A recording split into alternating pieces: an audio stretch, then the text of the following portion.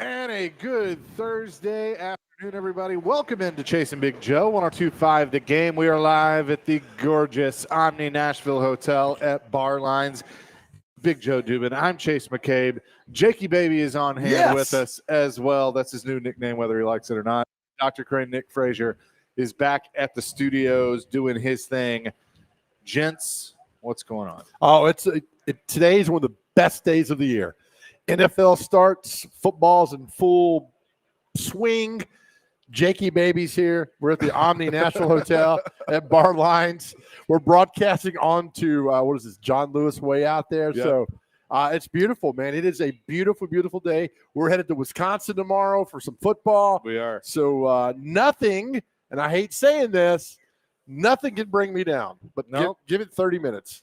Nothing can bring you down. Right. Yeah. So we are obviously excited to have some fun here today. We'll do our high school football game of the week preview, as we always do, with Arcente Broom, who is an old friend of the Game Blitz. He is. So we'll have him on. And then at 2 o'clock, live in person here at Bar Lines, JEFF JARRETT. That's Double J, Jeff Jarrett, the Hall of Famer, will join us. AEW coming back to Nashville. Jeff, a part of that, but just a wrestling legend, a Nashville legend, right? Hendersonville's own. So he will join us. Looking forward to that. Yeah, don't you dare forget Good Pasture High School. Yep. He also stand out. He also went for, I believe, a year to Franklin Road Academy.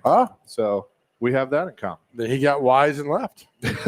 Hey, now he realized that Good Pasture is where the heart is, but. I know he's a good dude, man. Does a lot for the community and so respected in every way possible. But we have football tonight. I have a request for Dr. Crane. I don't think once is enough. At least twice during today's show, I need to hear Hank Jr. Are you ready for some football? Oh, yes. There's a couple of different versions of that song, so you could do some different versions. You could do the old version. You could do the newer version. Have some fun with it, but I would like to hear some Hank Jr. Yeah, that's good. I was reading the Joe Montana autobiography one time, and they said before Monday Night Football, Ronnie Lott would run around the locker room just screaming that song and singing it, and he's like, everybody would join in, and then Ronnie Lott would get you so fired up to play. So, yeah, that song is appropriate in all measures of football, high school, college, pros. Doesn't matter, man. It's a great song. That was my favorite song when I was a kid. Oh, yeah. So. Yeah. Are you ready for some football? So we will have that today, but the Cowboys and the Eagles meet tonight. The NFL officially back, and then tomorrow night, the Chiefs and who is it? Chargers? Yeah, down in Brazil. In Brazil, yep. So and then Sunday night you got the Bills and the Ravens, and I think Monday night the Vikings and the Bears. Yeah. So it is here, and then a full weekend of college football as well on Saturday, full day. I even think there's a game tonight. As well. So you get your football fix. The news came out yesterday, and it came out during our show, and I saw it, and I was like, we'll get to this at some point. And we never did. Red Zone's now going to have commercials, and like the world is up in arms about that. I get it. But let me ask you a question. For those out there, just an honest question. When you're sitting there for 7 hours watching Red Zone, you get up to go pee at some point, don't you? Yeah. Let me say, I don't watch Red Zone because I watch the Titans when they're on. Sure. And then I'll watch after that. My mind can't process all that. I understand that. But what are you, a camel? If you don't get up for 7 hours? Right. So my point is, you're going to do that anyway. Now you have a more of an excuse. Right. Commercial comes on, get up, go get a beer, go to the bathroom, whatever. Doesn't matter. And and you'll be okay. Yesterday, they were making all the clips of all the famous NFL plays that happened in the last second. And they're like, oh, my God, Josh Allen throws a pass. And they cut to like a Burger King commercial. Yeah. Whopper. So, look, people love the Red Zone. You were ready to go. You got it. People love the Red Zone for what it is. Why mess with it? Yeah. That's my thing. People love that. Because ESPN wants to make money. Then they shouldn't have bought it. I mean, I get it. I get both sides, but it is what it is. You'll still watch. It'll still be okay. I mean, that's a long. You're a camel, man. You sit there for 7 hours and don't move. But I understand, yeah. So, but I like watching the entire Titans game. That way we could talk about it. Yeah, well, and I do that too. Again, I do the 3 TV setup. I don't know how you do that. God bless you. It's I kind of need it now. Like I'm kind of addicted to it, of having it. So what happens even on like a Wednesday night? I feel like I have to have all 3 on at one time. So what happens when like the bottom right they're driving for a touchdown and it's a small screen? You like immediately switch it to the big screen? No, because the Titans are my focus. So I thought that guy was Ric Flair for a second. He looks like Mr. Burns. How did he get Ric Flair? Well, I saw him from the angle. Okay, all right. I saw him from the angle. I get it now. Right. But anyway, squirrel. Lord. No, I have the Titans on full screen and with sound. Like, because during the Titans game, I'm gonna watch that. Or like a lot of times the Cowboys will play opposite window from the Titans, so I would have them on. But yeah, I'll have the 4 screens on one that has 4 games that I'm kind of paying attention to. And then, we may switch some stuff around. It's like a sports bar. If Toys R Us ever comes back, I'm hiring you to be the surveillance guy in the control room because you can watch 19 screens at one time and see what's going on. Jeffrey, the giraffe, I will sit there. I almost said dinosaur. Yeah, how long did you work at Toys R Us? Did you work there? I did a couple summers there. It's not a bad little job. Yeah, it was cool. Did you work with Michael Lester? Hey, I did. That's how I met him in Bellevue. I did one overnight shift too. That was like the most fun I've ever had because Dad just gave me a bunch of lasagnas to heat up, so I fed everybody. Oh, okay. We were remodeling like a part of the store, and like really we just kind of goofed around all night. But I thought you were going to tell me that some of the animals and dolls came alive. Well, yeah, they do. Like Toy Story. Toy Story is real. Yeah, I'm very real on that. Did you make good money doing that? Yeah, it was one bad. I don't remember. Job? Yeah. Okay. It was good, though. Did you ever do the 5-finger discount? No. All right. Well, good. You're a good boy. No, but I did. It was the summer that the Wii came out. Okay. The magazine? No, Sorry. For those over 50, you're laughing, and no, I know you are. All right. The Nintendo Wii, and you couldn't find them anywhere. Okay. But we would get them in, and of course, I bought one like as soon as we got one, and then I could like tell my friends like, "Hey, I got 4 of them." Oh, nice. Yeah, good for you, man. Yeah. So it was cool, but get the Jeffrey discount on those things, or did you get an employee discount? Or let me ask you this: did you work during Black Friday? No, because I was already back in school by then. Damn it. I only did summer. I'd see you try to get in a big scuffle with like 78 moms and dads. I would have fought. I could just see me at 18, 19 years old when I worked there fighting a mom and just taking a purse to the face. All for a tickle me Elmo. Ma'am, we're out of Jeff Hardy action figures. Bam! Oh my goodness. You son of a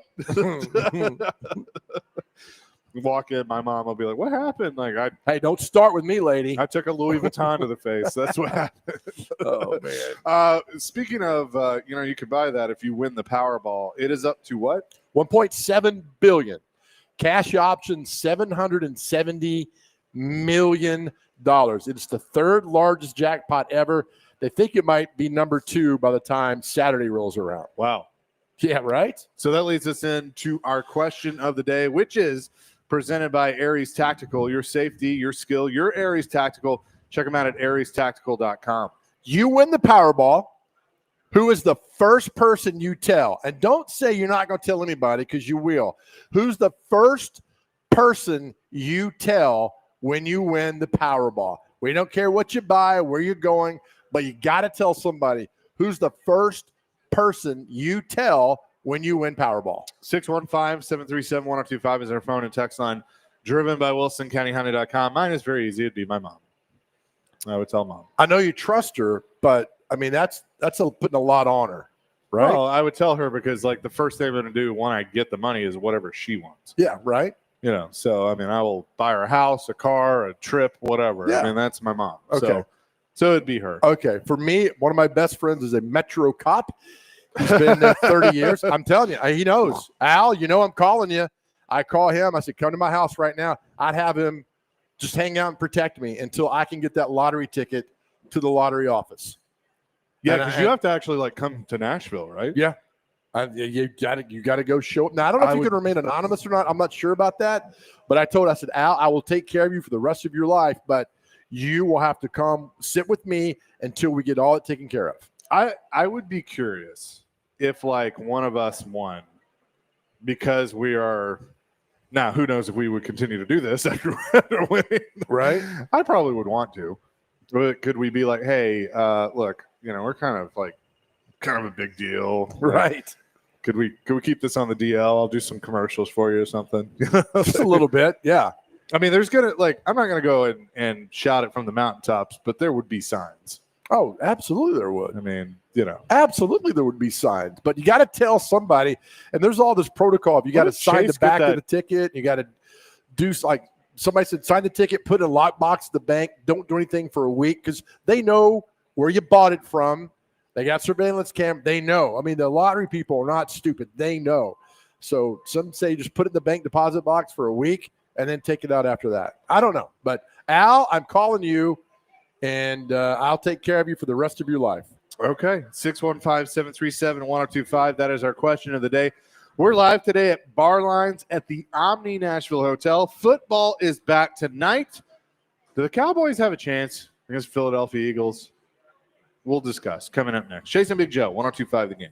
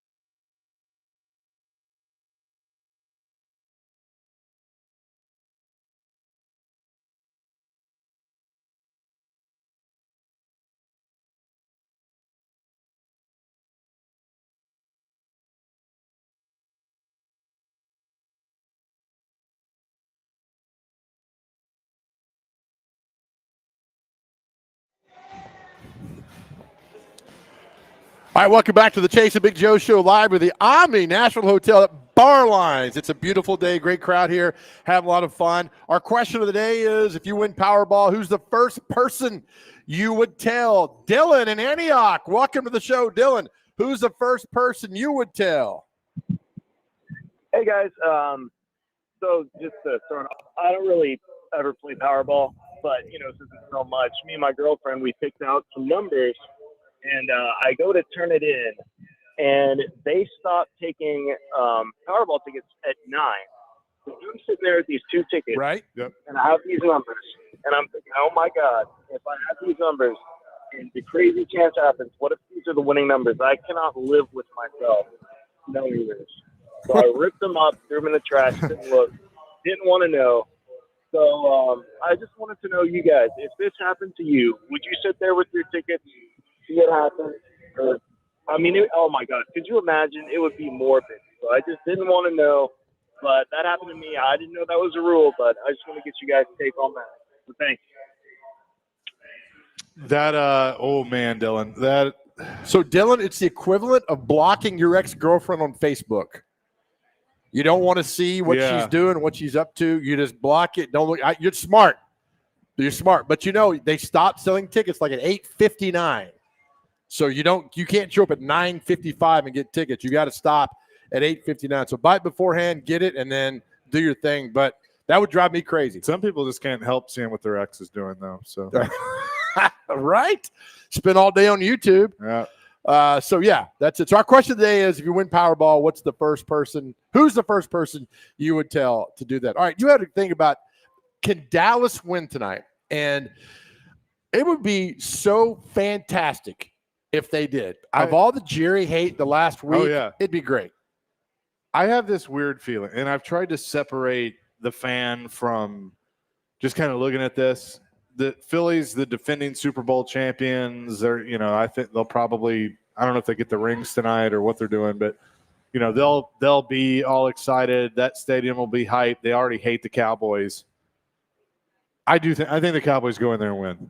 Ooh. I just have this weird feeling that Dak's going to have a great game and everybody's going to think, oh, they're back. Here we go. And then, they'll screw it up later. But I don't know. I'm curious to see how much they actually miss Michael? Thank you, Michael. Micah Parsons. Well, he hasn't been with them. See, I've already forgot him. So. He hasn't been with them at all this calendar year. Right. So, and you've bought new players in. You got a new head coach. I don't think. You're going to miss him obviously because he's one of the best players in the league. But you can't think about that tonight. Yeah. Go out and play. Next man up, Jake Lyman. Right, got it right. Well done. Next man up to go and get it done. And I think there are going to be so many eyeballs on this game tonight. Obviously because it's the first game. Obviously it's the Bills. The Cowboys and the Eagles. But obviously because of Micah Parsons and what's his team going to look like. But I think it's going to be fun. And then if you could beat them, you beat the Eagles on what should be a fantastic night for them, even better. Yeah, I think that and Jerry wouldn't be able to help himself. I'm sure. Like, well, I told y'all didn't trust me. You know what? He'll go down and speak after the game. He'll go down and talk after the game. I think it's great, man. He loves being the owner of the Dallas Cowboys, and good for him, man, because we're not used to having an owner go down and talk in the locker room. Although I still laugh at the picture. Remember Tommy Smith, who Amy Adams had that coup d'etat on him when he's in the locker. He's about ready to break that chair. He's talking to Nate Washington in front of the locker. And so I remember walking in like, that's the owner of the team. And then he's talking to Nate Washington, and it's like this real intimate conversation. I'm like, he's going to break that chair. Of course, I've broken many chairs in my life, but at least Tommy Smith went down there and showed up and talked a little bit until they said, don't talk anymore, Tommy, and we're good. Then he was gone. So that was just a weird one of how they settled on him.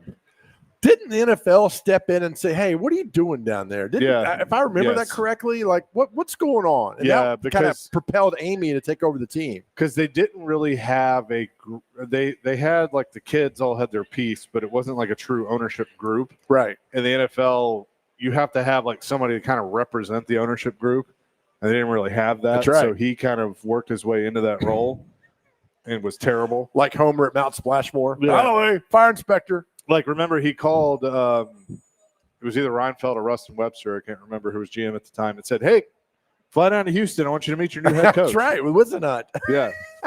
That's right. Huh? Okay. So that's yeah. So it's I don't know, it'd be fun just for the upset the apple cart to do all that. But I don't think the Eagles make it back to the Super Bowl. I just don't. And I think we'll get into our predictions later on, but I really like my predictions because it will satisfy one of two fan bases that's never won a Super Bowl. interesting. Mm-hmm. So you're going off the beaten path. Well, one, I mean, they're not Sort of. like, but I think it'll be great. I think the Bills and the Lions in the Super Bowl. I think this is the Bills' last chance to get it done. I think they're getting a little older. They're getting frustrated, and this is the last chance to get it done. I think the Chiefs are out of it, and I just think the Bills and Josh Allen, when they'll play this versus the Lions. And I think the Lions getting beat last year by the Commanders did something good to that team. Like, all right, we were number one. We felt good. Didn't get it done. So I'd like to see that. And then, team that's never been in the Super Bowl, and which one of those two wins, they never won a Super Bowl. Yes, we will do the NFL predictions coming up in just a little bit, including our Titans predictions as well of kind of what's going to happen with them. They're on the practice field, I think, right now, or about to be. Their final full practice before they kick it off Sunday. Are they leaving Saturday or tomorrow? They'll leave Saturday. Okay. I didn't know if they were going up a day early because of the altitude or. God, I'm so tired of hearing that storyline. I am too, but it is a real thing. Like, I mean, any athlete, we had Al Wilson on last week that said, people kind of dismiss it, but it is a real thing. Yeah, I mean, I've been there just a couple of times. I understand that, but when you start using that as an excuse, I mean, yeah, well, these are world-class athletes who are in shape and ready to go. So they got oxygen on the sidelines. It's not like they're just going to get off a school bus and go play. Well, okay. Then you just tired of it. You're in the rub some dirt on it. Tired of it, man. Walk it off. Okay. But I'm anxious for the picks because the more I look at this Titans team, the more my eye wanders to that defense and just absolutely atrocious they are. I don't think it's a good defense at all. I don't think teams will exploit it. I think Denver exploits it on Sunday, and we'll see. Indeed, we will. You probably got them going 10-7. No. 12-5. No. Nope. Not at all. We came close last year because we're like around the 4 or 5 area. We'll do our predictions at 1:00. Okay. How about that? I like it a lot. 615-737-1025. 9797 says, "I love you, Joe. Go Bills." Yeah, thank you. I mean, I was watching the part of the Bills documentary last night, and with Kelly and Thurman Thomas and Bill Polian and all those guys, and they came so close and lost 4. But I mean, this team they got now is really, really, really good. It's been good for several years. And new stadium coming next year. What a way to enter your new stadium by being Super Bowl champions. We'll see, man. I mean, but you got to go through Baltimore. Got to go through Kansas City. I mean, I think the Chargers are going to be really good. I mean, there's some teams that are going to be stepping up this year that are really, really good. But I think the Bills can put it all together. 615-737-1025. Again, we are live today at Bar Lines at the Omni Nashville Hotel, which is the proud sponsor of the Chase and Big Joe show. We certainly appreciate them. Hey, tune in this Saturday. The Blue Raiders will take on Wisconsin. Kickoff at 3 o'clock and pregame at 1:30. You can catch all of the action on Totally Hits 93.3. It's also available on the Totally Hits app and TotallyHitsNashville.com. And Big Joe and I will be there. Big Joe will be on the call with Chip Walters. So looking forward to that. More coming. Chasing Big Joe, 102.5 The Game.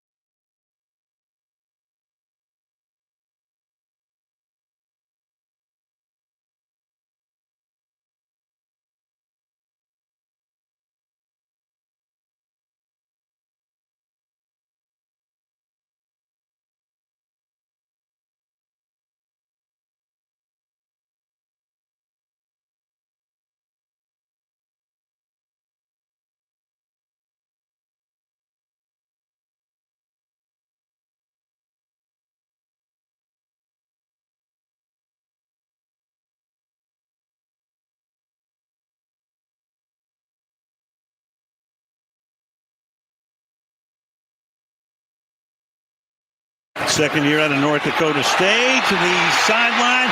Here goes Lynn. Whopper, Whopper, Whopper, Whopper, Junior, Double, Triple, Whopper, Flame Grill taste with perfect toppers. Well done, Dr. Craig. Send them a bill for that, please. Spring on the inside. CD I thought we were Lane. live. Touchdown. Yeah, there we go. Well done, Dr. Crane. Send Burger King a bill for that, please, I'll go buy it back real fast. if you don't mind. Well done. We got to get right. It was a great one of the last Chris Farley performances on Saturday Night Live. He did Hank Jr. doing that song. They did like 50 takes on it, and he was screaming that song. And oh, so funny. That is a good one. I love remember on The Simpsons where they had the soccer come and they did like a spoof of Hank Jr. Are you ready for some soccer? Yeah, it was pretty good. We were just discussing this during the break. A team that no one's really talking about that you think could actually make some noise this year. I really like, and just go ahead and laugh at me, that's fine, but they have made no sound, no nothing. Everything seems to be good.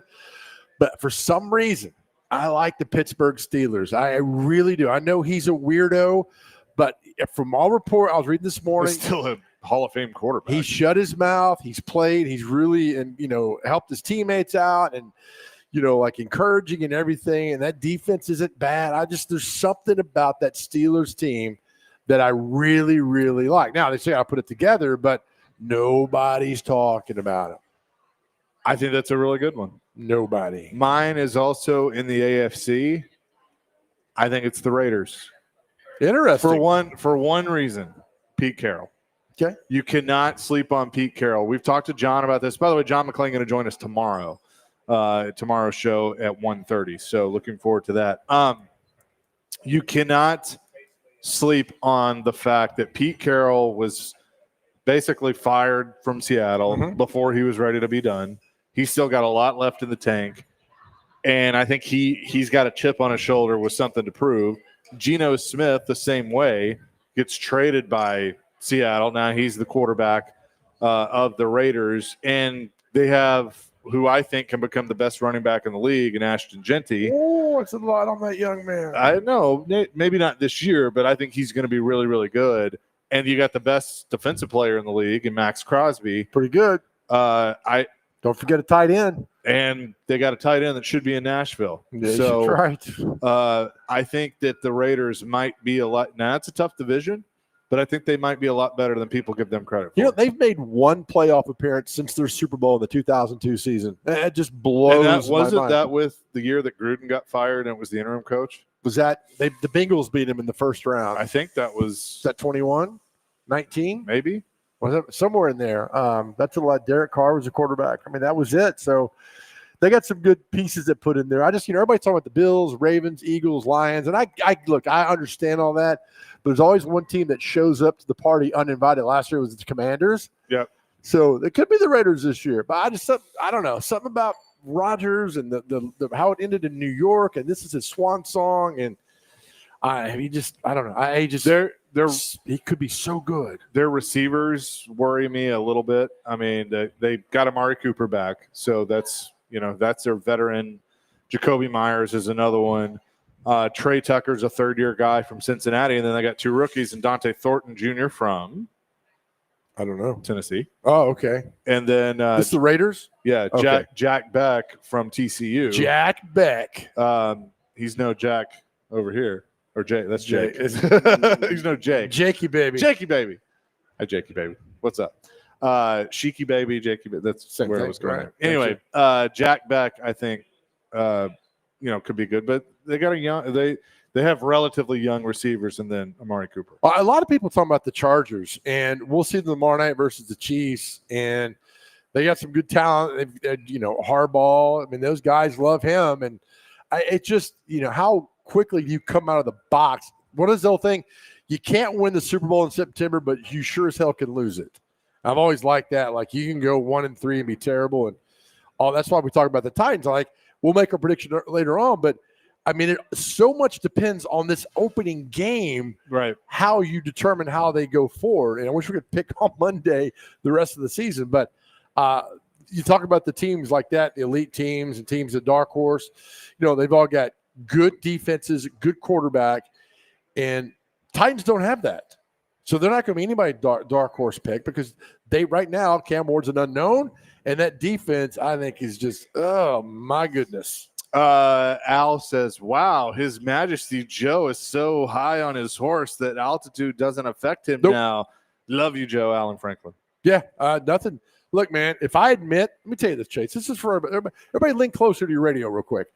If you tell people that the altitude gets to you, that is a sign of a mental weakness, right? That way you can exploit that on me. I'm not giving you anything that you could use against me. Mental toughness is how you go, man. With that being said, I'd probably run 5 feet and pass out in Denver. Look, all that. I'm going to tell you, I felt it and was doing no physical activity whatsoever. But is it a placebo effect? You're going to be tired. It gets into your mind. I'm going to be tired. No, I didn't even think about it until I was kind of like, man, I feel like I'm not taking as deep a breath. And I was like, oh, okay, altitude. And then you're like, oh my God, I can't walk. It's like you sit at this desk, there might be a snake underneath there. But if you don't know it, you go about your business. Oh, no, there's no snake. Yeah, right? Now you look, is there a snake here? No, I get it. We talked to Al Wilson last week. You brought it up earlier about, the whole thing. They talked about jumping on teams quickly, getting them out of breath and using that to their advantage. He goes, the longer that team's hanging around like anything else, the more that wasn't an advantage for the Broncos. So, I mean, guys have put out there before, and, Callahan coached out there before. And so, I mean, I don't think you make it the focus of your entire preparation. You bring up a little bit, but I saw an interview with T'Vondre Sweat's like, we'll have oxygen on the sidelines if we need it. So sure, you have some stuff to help out with you there. Nevada Josh likes the Raiders take. Oh, yeah. So, it's about time they're good again, right? I know. Isn't okay. Like you picked the Steelers, I picked the Raiders. I feel like those are two franchises, and they would never say this, but those are two franchises. The NFL is kind of like, yeah, we kind of need you to be good. Yeah, I think so because of history and like the markets, and right. I mean, Vegas is obviously a important market now, and I hate to say it, the NFL is going to look at.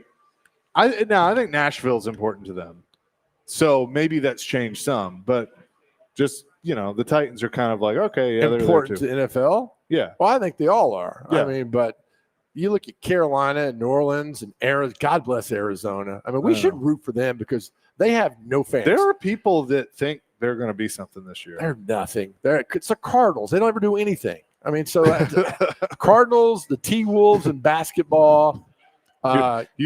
You say that now, and we fast forward to middle of February. Good. Well, the Arizona Cardinals are Super Bowl champions. I am 98% wrong with everything I talked about, which is fine. And then I thought you were only wrong once. 84. Sure, 84 with Mondale, right? Yeah. So who's baseball equivalent? The Mariners?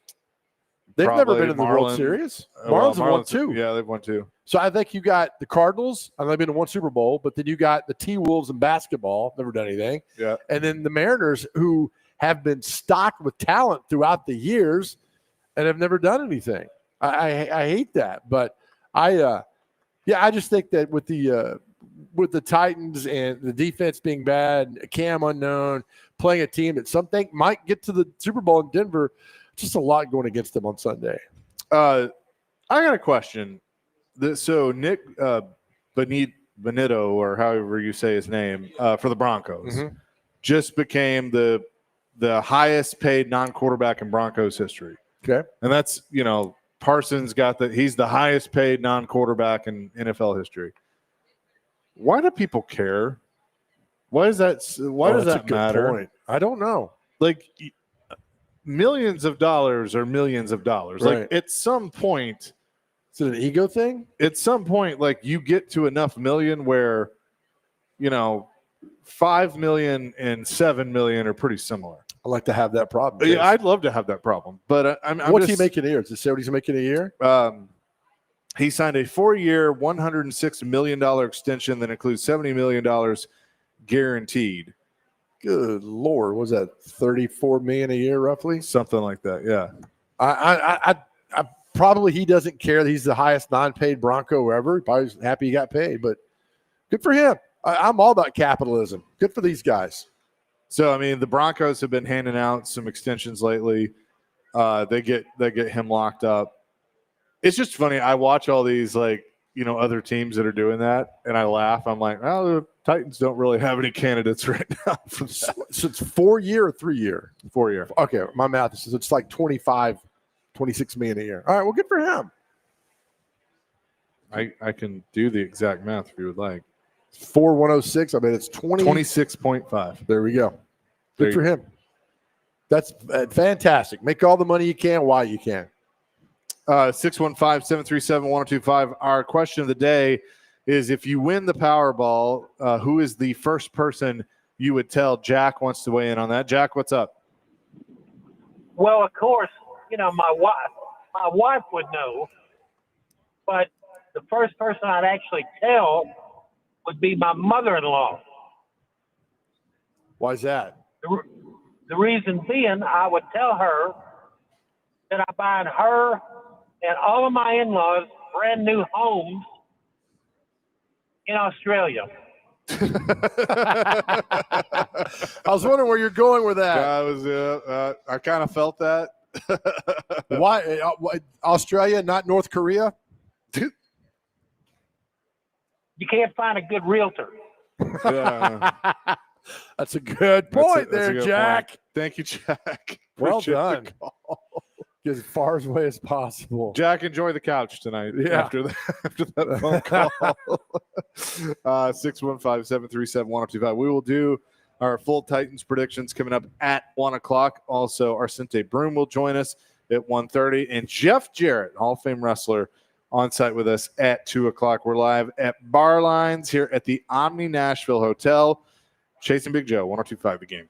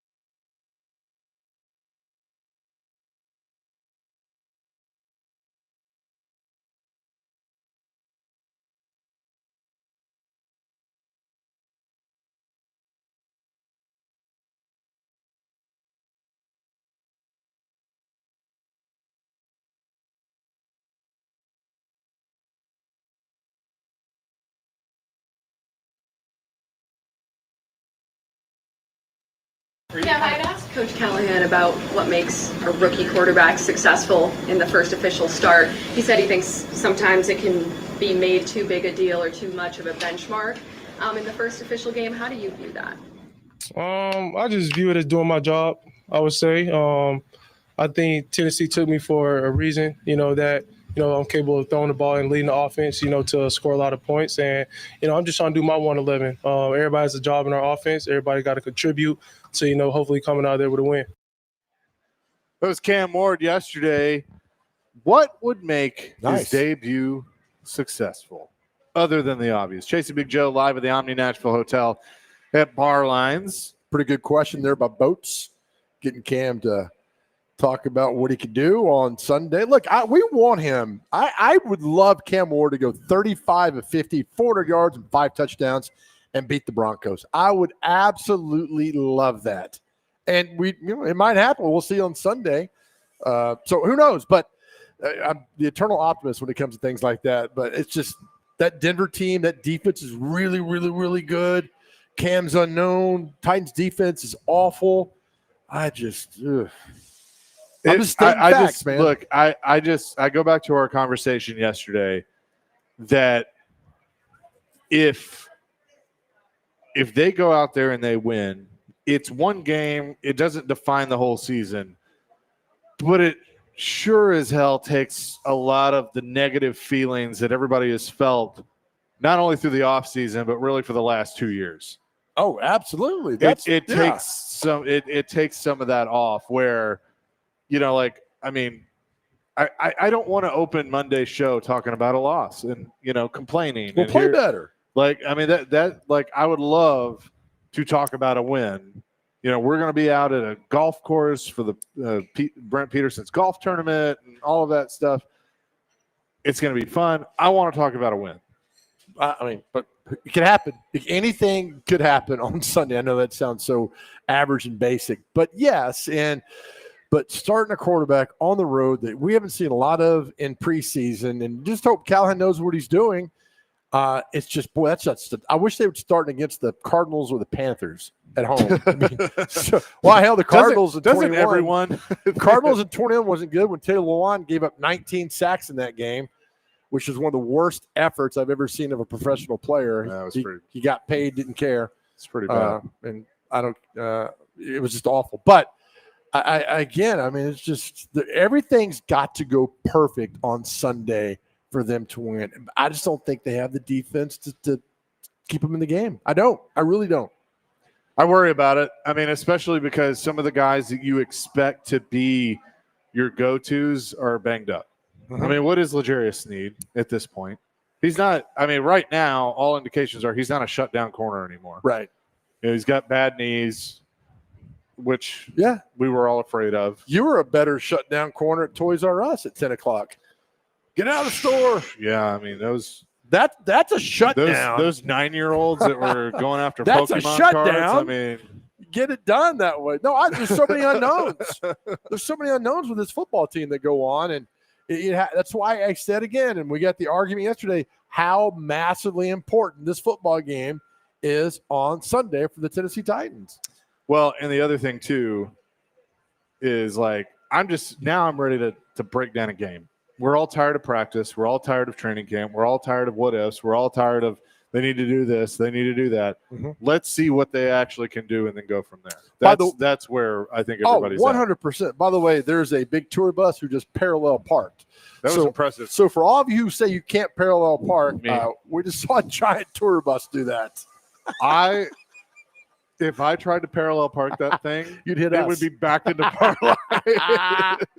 Oh my gosh! I can barely parallel park a Nissan Rogue. And before you big city people give me a hard time for that, I never had to, so I never really learned until now. Aren't there some cars that do it for you? Yeah. I think my mom's does. Mine fancy. Mine's easier because I have all the cameras, so I can kind of watch those. I'm okay. I can do it. I didn't do it a lot. I lived in Bellevue. We had parking places. Right. We didn't have to parallel park. That guy's fantastic. And believe this, folks. I know this is kind of foreign to a lot of people. There used to be these things downtown called parking lots. And so what you would do is when you wanted to go somewhere downtown, you would pull into it was a surface, and you would pull in it, and there were these lines, and you would leave your car there. And they don't have those now because there's buildings everywhere. Not only that, but then your parking, if you do pull in somewhere, there's that Metropolis. Yeah. Ding your license plate. And then I've had to go against them twice. Oh my God! Do they work for Metropolis? They're looking at us like they do. Please don't. Are you Dubin? are you my Joseph? gosh! We know you and your Datsun 310 with 2 speed. We get that. But good job by the tour bus guy over there to get it done. So we is it 3:15, 3:20 on Sunday, and there's only like 3 games in that window. Texans were the other one versus the Rams. So a lot of eyeballs will be on that game. All right, I have another driving question. Okay. This was something that happened to me yesterday. Sure. So I'm driving back from Murfreesboro. I stayed a little later. I had to make some phone calls, and then I went to one of my favorite restaurants that has been there forever that I went to when I was in college. And so I went and had something to eat after the show. And so I'm driving back, and, I-24 is the equivalent of hell. And so I'm driving back, and there's wrecks and everything. Well, then all of a sudden, I hit a monsoon. It's windy, you can't see, pouring down rain. And I was always taught by my dad and my grandfather, when it's pouring down rain and like a monsoon you can't see, you turn your flashers on. And I noticed that a lot of people started doing that. And I was like, I wonder if this against the law. Because I did it. No, it's not. During the rain? I think it's against the law. I think because it's not an emergency. Somebody let us know, but I think that's against the law. Like everybody was doing, even a cop was doing it. Yeah, I think it's because that's not an actual emergency. But it's also you can't see the car in front of you, so it allows you to see that somebody's there.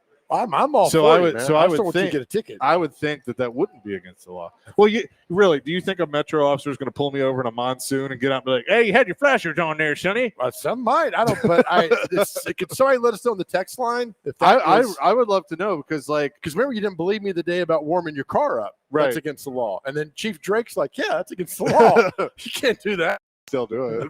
Right. Dylan in Antioch said Chase was the drink still on top of your car when you got back yesterday. It was. It was full of water because it had rained. But it was still sitting there. It was still sitting there. It's funny. That's how we spotted your car. Like, there's a drink on top of your car over there.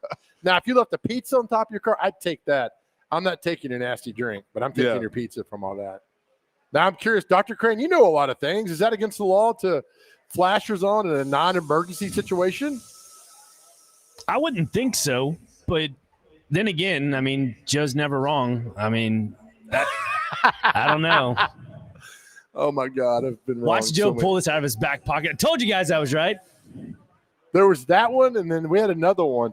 Flashing your lights to let people know that there's a speed trap. That's also against the law. Yeah. I've only met like 2 people that have never been wrong before, so you're not one of them. All right. That was just my uncle. Right. Somebody will let us know. We got some smart I want listeners. to know. I'm curious now. Because you were adamant about that. And I'm like, because I feel like that's a safety thing if you can't see cars in front of you, but the flashers allow you to. I feel like that is an emergency. Well, there's something along the lines of that not being an emergency. I agree with you. Yeah. But that is not an emergency situation. Now, when I was in college, my dad was in a car wreck in Nashville, and so I got the call and was like, all right. So I made a beeline for St. Thomas from Murfreesboro. A trooper pulls me over on 24. I explained what's going on, and he said, turn your flashers on, stay on my 6.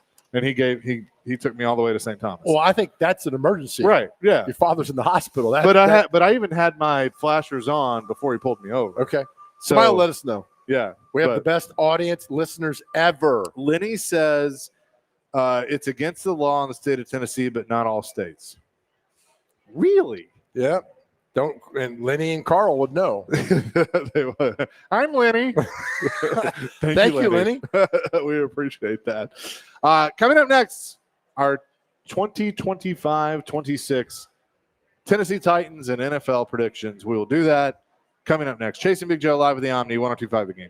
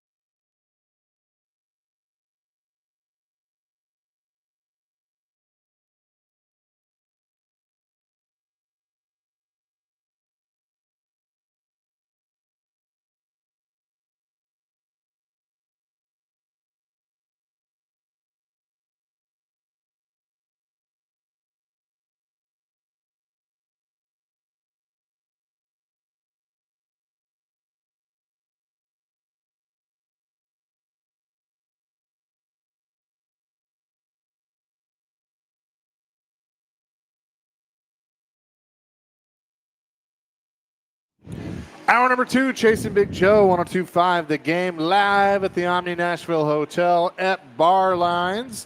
He's Big Joe. I'm Chase McCabe. Dr. Crane, Nick Frazier on the ones and twos. Our man Jake hanging out with us today as well.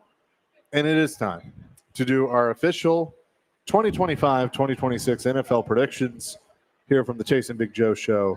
We are looking forward to it, including what's going to happen with the Tennessee Titans. We'll start with them, then we'll get to our divisions and wild cards and Super Bowl champions in the next segment. Big Joe, are you ready? Let's do this. How do you want to go individually, or we just go game by game? How do you Just go down. I mean, I'll tell you win or loss. I mean, I won't delve too deep into it. At the Broncos. Loss. 0-1. Dr. Crane, what do you got? Have a win. All right. He says 1-0. Okay. Rams at home. 0-2. 1-1. Loss. Yes, 1-1. The Indianapolis Colts at home. Win. 1-2. 2-1 for me. I At the lost. Houston At the Houston Texans. Loss. 1-3. I also have I have a loss, so 2-3.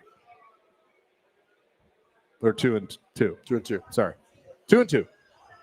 Dr. Crane? Sorry, I have a loss as well. All right. At Arizona. That'll be a loss. I have a win, 3-2. I have a win. At the Raiders, Absolutely loss. 1-5. 3-3. I have a win as well. New England, Loss. big loss, 3-4. 1-6. Yeah, big loss. At Indy, Loss. 3-5 for me. Yeah, I have Dr. a loss Crane? as well. Okay. And then Callahan's gone after that. Chargers at home, Loss. 1-8. 3-6. I have them at 3-6 at the bye week. I So have let's them start- at 4-5. 4-5. Okay. So you have one. What'd you say? 1-8. 1-8. If I do think if all of us are right, whether it's one win, 3 wins, 4 wins, I think there is a good chance a coaching change could come. Yep. At least during the bye week. That would happen right there.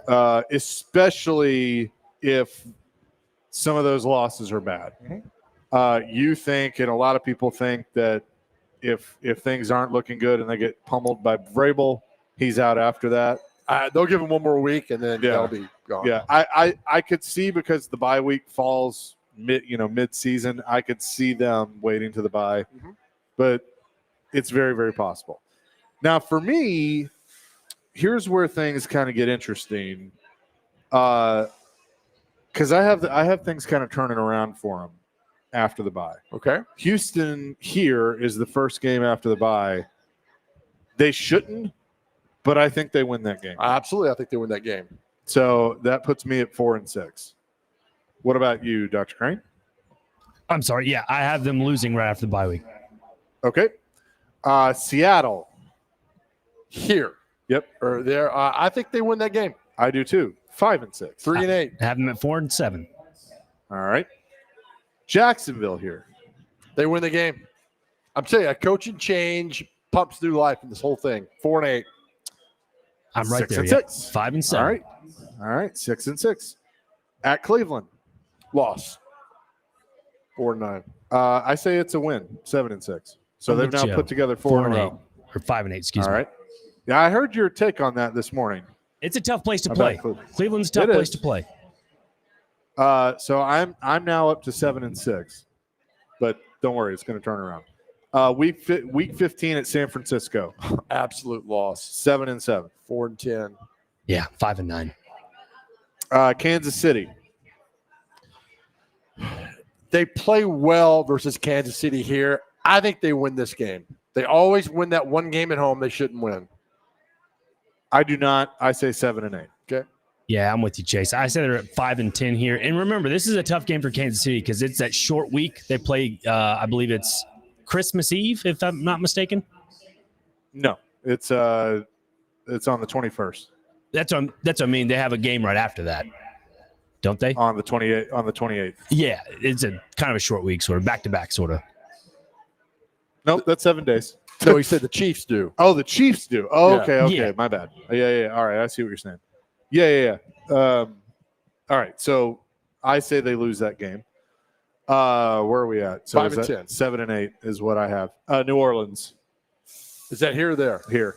I will say that's a loss. I'm going to say that is a win. 8 and 8. I'm at 6 and 10. I have the Saints beating the Saints. Excuse me. And then the final game is a TBD, but at Jacksonville, that puts them at 8 and 9. I think they lose at Jacksonville. I do too. 5 and 12.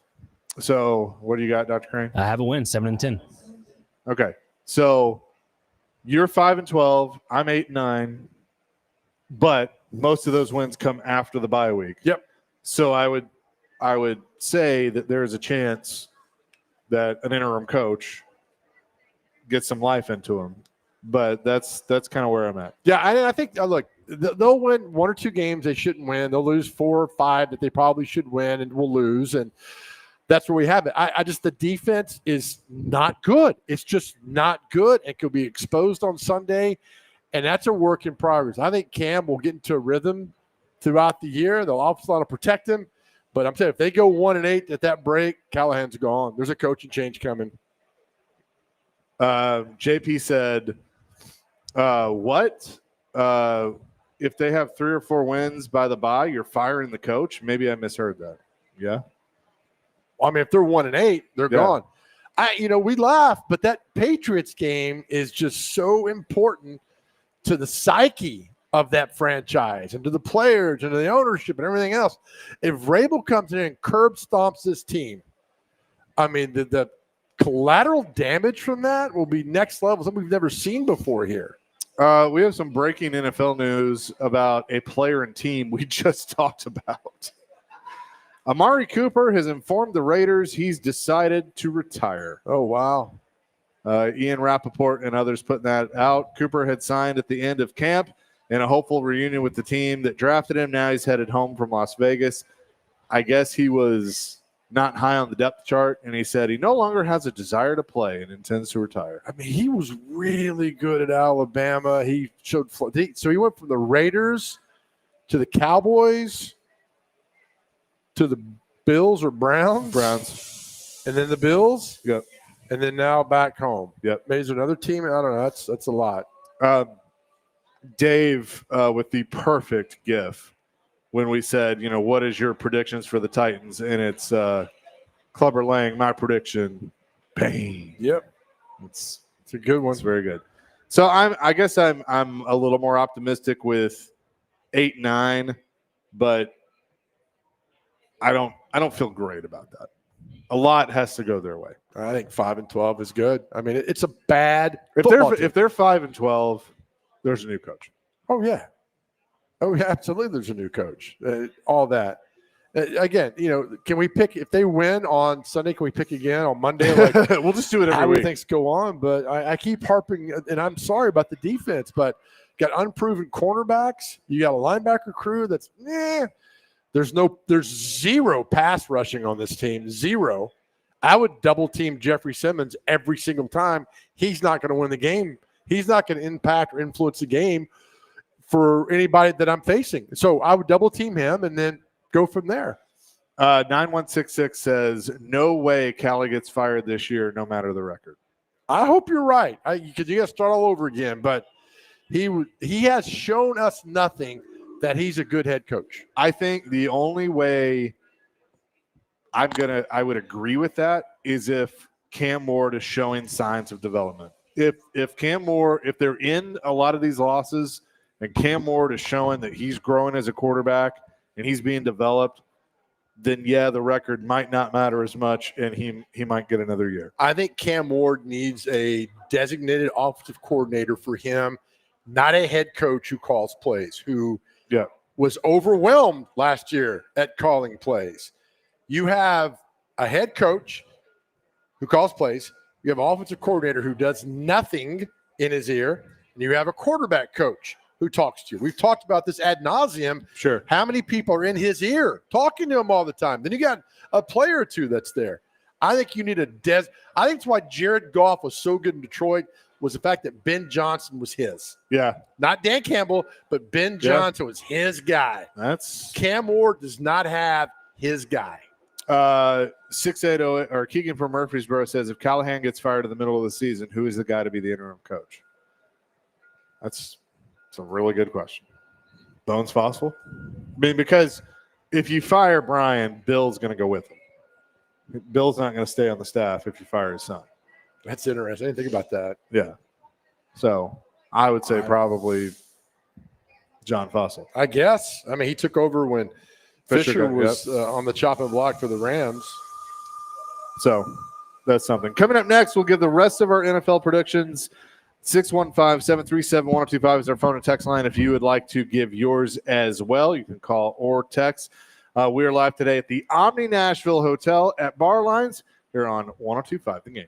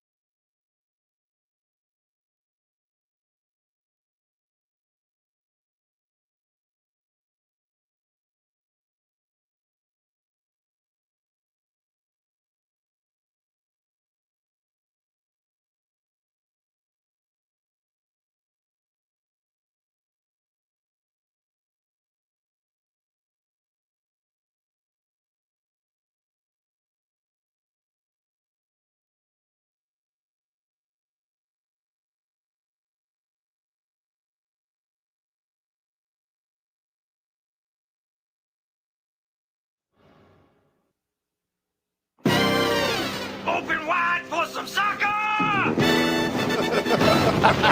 The Continental Soccer Association is coming to Springfield. It's all here. Fast kicking, low scoring, and ties. You bet.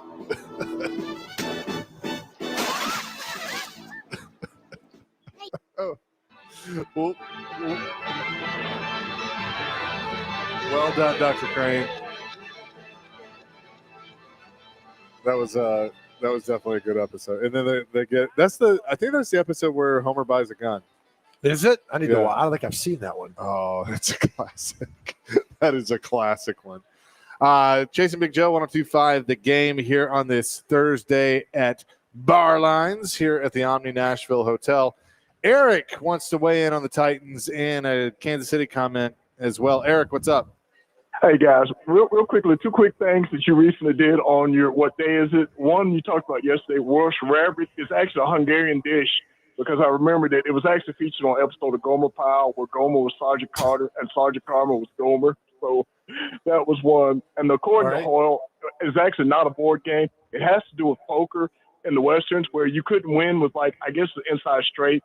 It's not legal according to Hoyle because it was featured in Westerns like Gunsmoke, Haley Smith and Jones, and Manfred. So just a couple of FYI there. But as far as Kansas City, they do play Christmas night, which is 4 days later, because I remember it. Because they play, I think it's against Denver, and also the Cowboys play on Christmas night. I think it's against Washington, and there's one other game. So the Chiefs do play 4 days later on Christmas night. A lot of people were talking about the fact if the Titans had a winning record, would they flex the Kansas City Sunday game to Sunday night? I don't think they do that since the Chiefs play 4 nights later on Christmas night. So they do play on the short week, Christmas night, which is a Thursday at home. So you can look it up. Okay. It's there. Yeah. The thing about the Titans, guys, I think they're going to win 6 minimum, probably 7 games. My thing is this. The only way I see Callahan fire, unless it's really bad, do you really want to fire somebody for like a 4th or 5th year in a row? Because what are you going to do next year if they're bad? Are you going to fire Borgonzi and stuff? There comes a point you can't keep firing people. You have to have some sort of stability. So I think definitely if Cam shows some improvement or whatever, no matter what their record is, if he's playing well, I just don't think they do it. I just don't want to see another firing to have somebody being fired like for a 4th, 5th year in a row. There comes a point you can't keep firing people. You have to have some stability. And like I said, if you do that, does that mean if they're bad next year, you're going to fire Borgonzi and stuff? There comes a point you got to say you can't keep doing it. Guys, y'all take care and we'll talk to you again soon. Thank you, Eric. He's right. You got to stop the cycle. Hire better coaches. Yeah. Hire better coaches. By the way, the only flexing, Eric, in Nashville this year is going to be a competitive edge and strength and training and Hermitage for people working out. We've done a show there. There are no flexing going on for the Tennessee Titans this year. They're just not. And then it ain't not because of them. But anyway, there might be because of the team they're playing. They got to flex it. But not. And again, if something stinks, it stinks, right? So you get rid of it. If it's not working, we don't have time to wait 2-3 years if this works out. If you know it's not any good, you know it stinks, get rid of it. It's okay. They're getting paid millions of dollars. Move on. That's it. Fair point. It's not rocket science down in Huntsville, Alabama. All right. So now the rest of the league are division, wild card, and then Super Bowl predictions.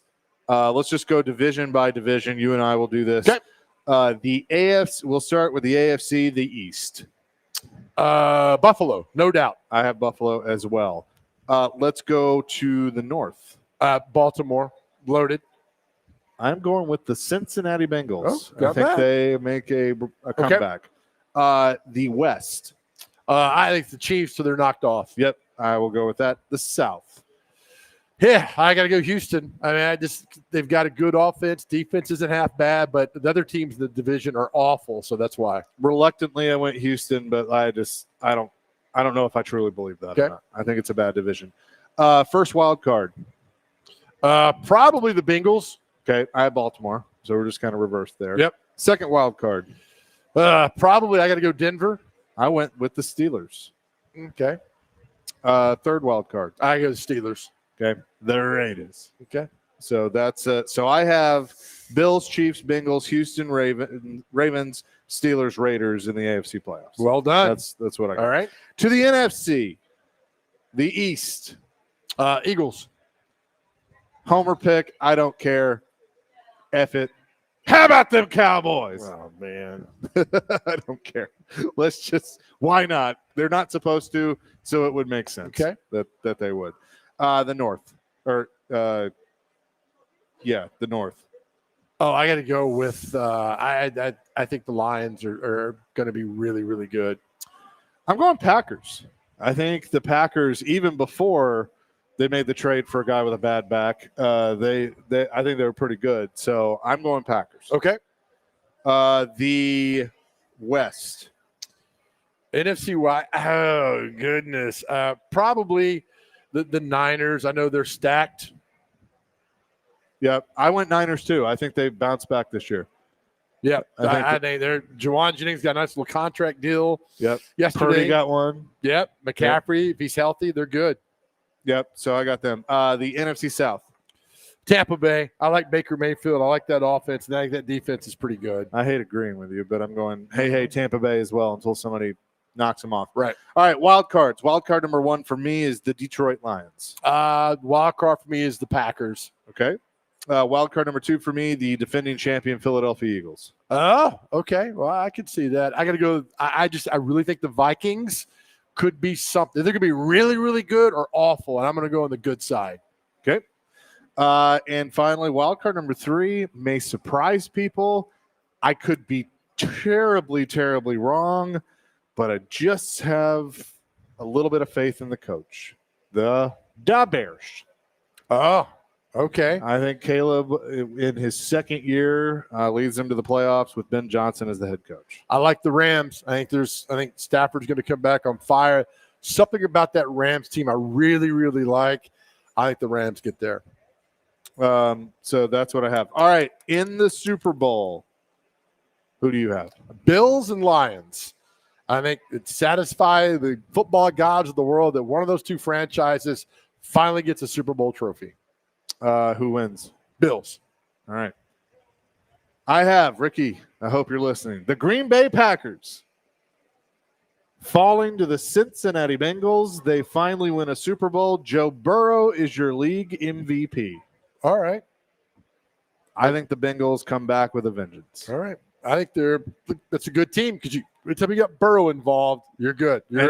At some point, it's kind of like we were saying about Josh Allen. Now they got to win the Super Bowl, but Burrow's got to win an MVP. Burrow's kind of he's got to do it at some point. Well, if the Bengals had any type of defense last year, they would have won the Super Bowl every game running away. Their offense was perfect in so many ways, but that defense was awful. Absolutely awful. They can rebuild that defense. They can play like they did last year. I agree with you. The Bengals are there. I got to see it. I got to see it, how it works out. But again, with Burrow, you got a chance in every game. Yep. So I don't have the Patriots making the playoffs, even though I think they're improved. I don't have the Dolphins making the playoffs. I think McDaniel is out. Yep. I do not have, I have 3 teams from the North, AFC North making it. Obviously, Houston, Jacksonville, I think maybe improved, but not there. Indy, I think, goes the wrong way, and then who knows here. The West, I have the Chargers missing it. I have the Broncos missing it, which may surprise some people. In the NFC, Commanders go the wrong way with Cowboys and Eagles getting in from that division. Vikings miss it. So the only team out of that division that miss. The NFC South, to me, is just as bad as the AFC South. Right. And the West is just a really tough division to read because I don't know how healthy NFC. Because I don't know how healthy Stafford's going to be. If he's healthy, they're going to be pretty good. Yeah. But if he's not, I don't trust what they have. No, I like McVay. I think he's a really good coach. Seattle, I think Darnold probably got paid and goes the wrong way. Seen it. Yeah. So I don't know. But that's the fun part because all these are going to be wrong. Oh, completely wrong. And sorry, Bills fans. I know I'm wrong all the time. It's funny. The teams that we talk about have drafted so well, not done free agency, but drafted. So the Lions have drafted well since 21. The Bills have drafted well since Allen in 18 and 17 right in there. So I think that's a cornerstone of a team. But all these teams got pass rushers. and the Titans don't have a pass rusher at all. And I think Odebayo, how do you say his name?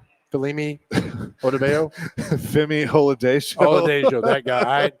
He's second team. I mean, that's a guy you need to come in and contribute right away. I just unsure about that, man. So I don't know. You see the difference, at least in my eyes, of why team's good and one team is not good.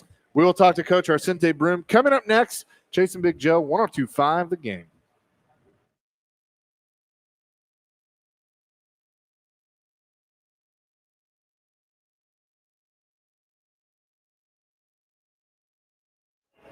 Hey, guys, Big Joe here. For the last 2 years, we have been on a mental health mission right here on the Chasing Big Joe show. We tell you all the time that if you are struggling, please reach out and talk to somebody. I've made it no secret that talking to someone saved my life.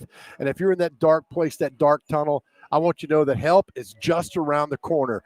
We're so excited. We've partnered with Unity Psychiatric Care, just a wonderful place based right here in Middle Tennessee for you to get well. And it works, and help is just around the corner. Here's all you got to do. Just go to thegamenashville.com, click on the Chase and Big Joe show. There you'll see a link to Unity Psychiatric Care. So many have reached out to us in the last 2 years, and we're so appreciative and grateful of that. Now we have a partner that we can point you to that cares about you. And listen, you do not have to go through this alone. You can call 1-888-508-8002. That is 1-888-508-8002 for more information. Listen, we love you, and I tell you all the time that our world is a better place because you are here, and you need to believe that. Again, go to thegamenashville.com, click on the Chase and Big Joe show tab, and you'll see all the information you need for Unity Psychiatric Care information.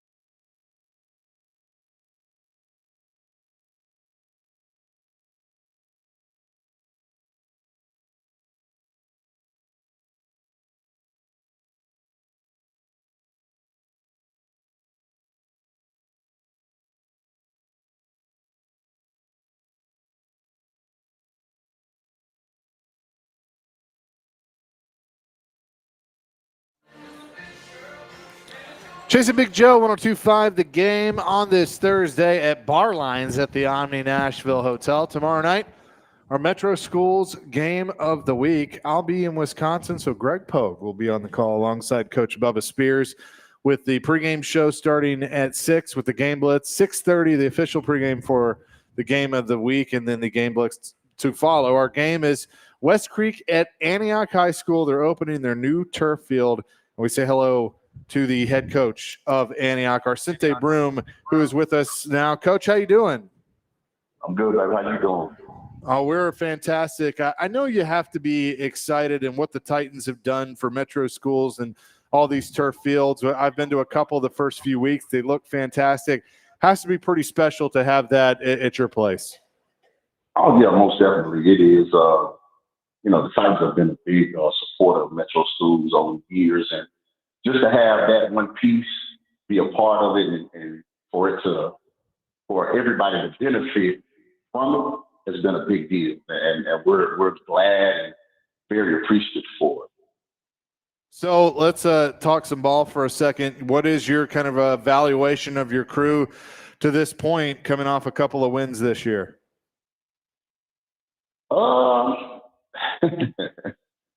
You know what, man, our team, man, it's different from what it used to be. Like last year, we had a lot of guys. We had a lot of talented guys. I just don't know that we were totally bought in. This year, we got a lot of kids that have been competing against each other. Totally have bought into it. Man, we had about three or four starters last week that were out. And we had some guys that really, really stepped up against East, man, that helped us pull that game out. So I would honestly say our evaluation is we're about middle of the road right now. We're about a C team, in my perspective, because there's a lot of things we got to improve on. But we're growing and we're getting better. I got a lot of kids that don't have a lot of football years. They're older, but they don't have a lot of football game experience. So they're learning as they go. Talking to one of my favorite people, Coach Arcente Broom. Coach, how's your son doing at Boston College? Joe, he's good, man. He's back. He had a ACL injury last season. He sat out the whole year. Last Saturday was his first game back. Went up, saw him play. Got in a little bit. First game, got a few carries, saw pay dirt. And it's one of them things where it's a long season. He's rotating with two other guys, so you know how that goes in the backfield. So I just told him, man, just stay focused and keep rolling. He'll be all right. He's a senior this year. It's crazy. He's a senior, and he's going to graduate in May with the engineering degree. So we'll see how things roll from there. Oh, that's awesome. Good for him. What a good young man. But you talk about what you told your son, and you tell us you got a lot of kids on your team that are older, but not a lot of football knowledge. Isn't that the same thing? Like, just stick with it, be consistent, keep showing up, and you'll be fine. Isn't kind of the message of success? That's always it. Man, football is one of those games where you're never really out of it unless you stop doing it.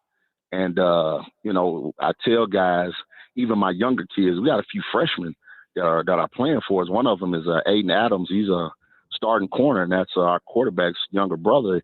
He's a starting corner. He scored and had a big game for us last week. And I just tell kids, man, you're never out of it unless you don't put anything in.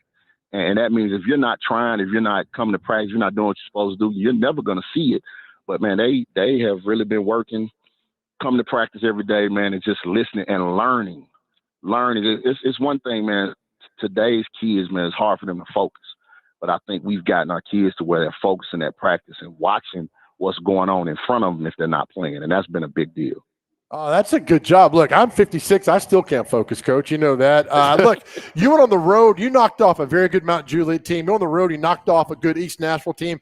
I get the humbleness, but you got something special there. And you don't have to tell me and Chase about that. We understand. But your record is what your record is, and you guys are playing really good football. Look, Joe, it's I appreciate it, but man, being humble is really that's a small part. We're really not as good. Look, on paper, if you see us on paper, it is what it is. But if you walk into a stadium and you see our team and you see like East or Mount Juliet, they were 3 times bigger than us, just about everywhere. but my guys are very scrappy.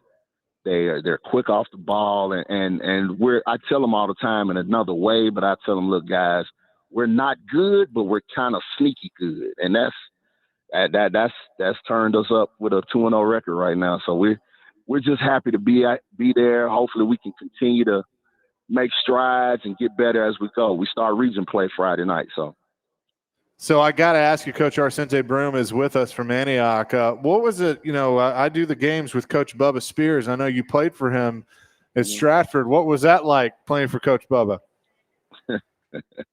Man, hey, run it down their throat. 3 yards in a cloud of dust. That playing for Coach Spears, man, we had a lot of success. We had a lot of fun on those teams. And it was wing tee, smokestack, and run it till we can't run it no more. I love that. I learned a phrase from him last Friday night going into Labor Day. It's Labor Day, so we labor. And I laughed at that. Hey, look, Labor Day, so we'll labor. I tell you this, that those days, he was one of my enemies those days because I couldn't stand him on those days. We probably ran more. We probably ran and conditioned more that day than we did a whole camp. Last year was obviously a tough year at Antioch with things that had happened. So how much has sports in general, athletics in general, kind of helped not only your team, not only you, but the entire school, heal in some ways because of everything that has gone on? It really kind of helps you kind of take your mind off of. Now, sometimes you can get yourself involved in something that kind of helps take away all the negativity, all the things that you would think about. I remember when I first got hired, not here, but back when I first was a head coach, Coach Dupuis used to say, man, if your football team can start off, good, get the ball rolling, just makes your school year better. And I think right now with what we have going on, our school year be great, man. I mean, things are going good. Everybody's excited. This is the first home game. We got a lot of people talking about coming. We just have there's a big buzz right now about Antioch. And I mean, you can't really ask for any more than that, man. It really has helped us kind of pick up the pieces and get to the other side of it. Coach, when you hear Mike Tribune's name, he was my defensive line coach my first year at McGavick. I think it was his first year coaching football back in '83. I love that man. He is he's so integral to a lot of us that played high school football. So when you got advice from a guy like that, and you've known him forever, I mean, that's a win-win for you, your kids, the school, the community, everything. Oh yeah, no doubt. He's Coach Dupuis has been my mentor for a long time. He hired me I was his first head coach of his tenure, and it did a lot for us. You fast forward from there, and I've got a principal right now, Principal Nikisha Burnett, and she is pretty much the same as Coach Dupuis as far as just making sure we have what we need, the support, and her being the leader of this school, man. I'm here to support her, and this has helped push this school where it needs to be. And I think we're gaining more and more strides. And she's been a big supporter of our team. And she was out there last week with us, and she was cheering us on with all the faculty and everybody else. So it has been a big deal. And when you got people that you work for or work alongside like that, man, it makes things a lot easier sometimes. Amen. Coach, thanks so much for joining us today. Best of luck tomorrow night against West Creek, and I enjoy that field because I'm sure it's going to look awesome. Man, it looks great. The kids are going to be so excited to actually get on it, man. So it's going to be great. The ball does bounce around a little bit, so just be careful of that. I got you, man. Appreciate it. Thank you, Coach. Appreciate it. Arcente Broom joining us here on the program, the head coach at Antioch High School. And look, he's a Metro legend. He's been around for a long time, coached at a lot of different places. And I remember talking to him on Friday nights at a couple of those stops, and always enjoyed the conversations with him. Our Metro Schools Game of the Week presented by Strike and Spare Family Fun Center will be tomorrow night. All the coverage gets underway at 6 o'clock. And again, Greg Poe, Coach Bubba Spears will be on the call as Antioch hosts West Creek. We will have more coming here from the Omni 102.5 The Game.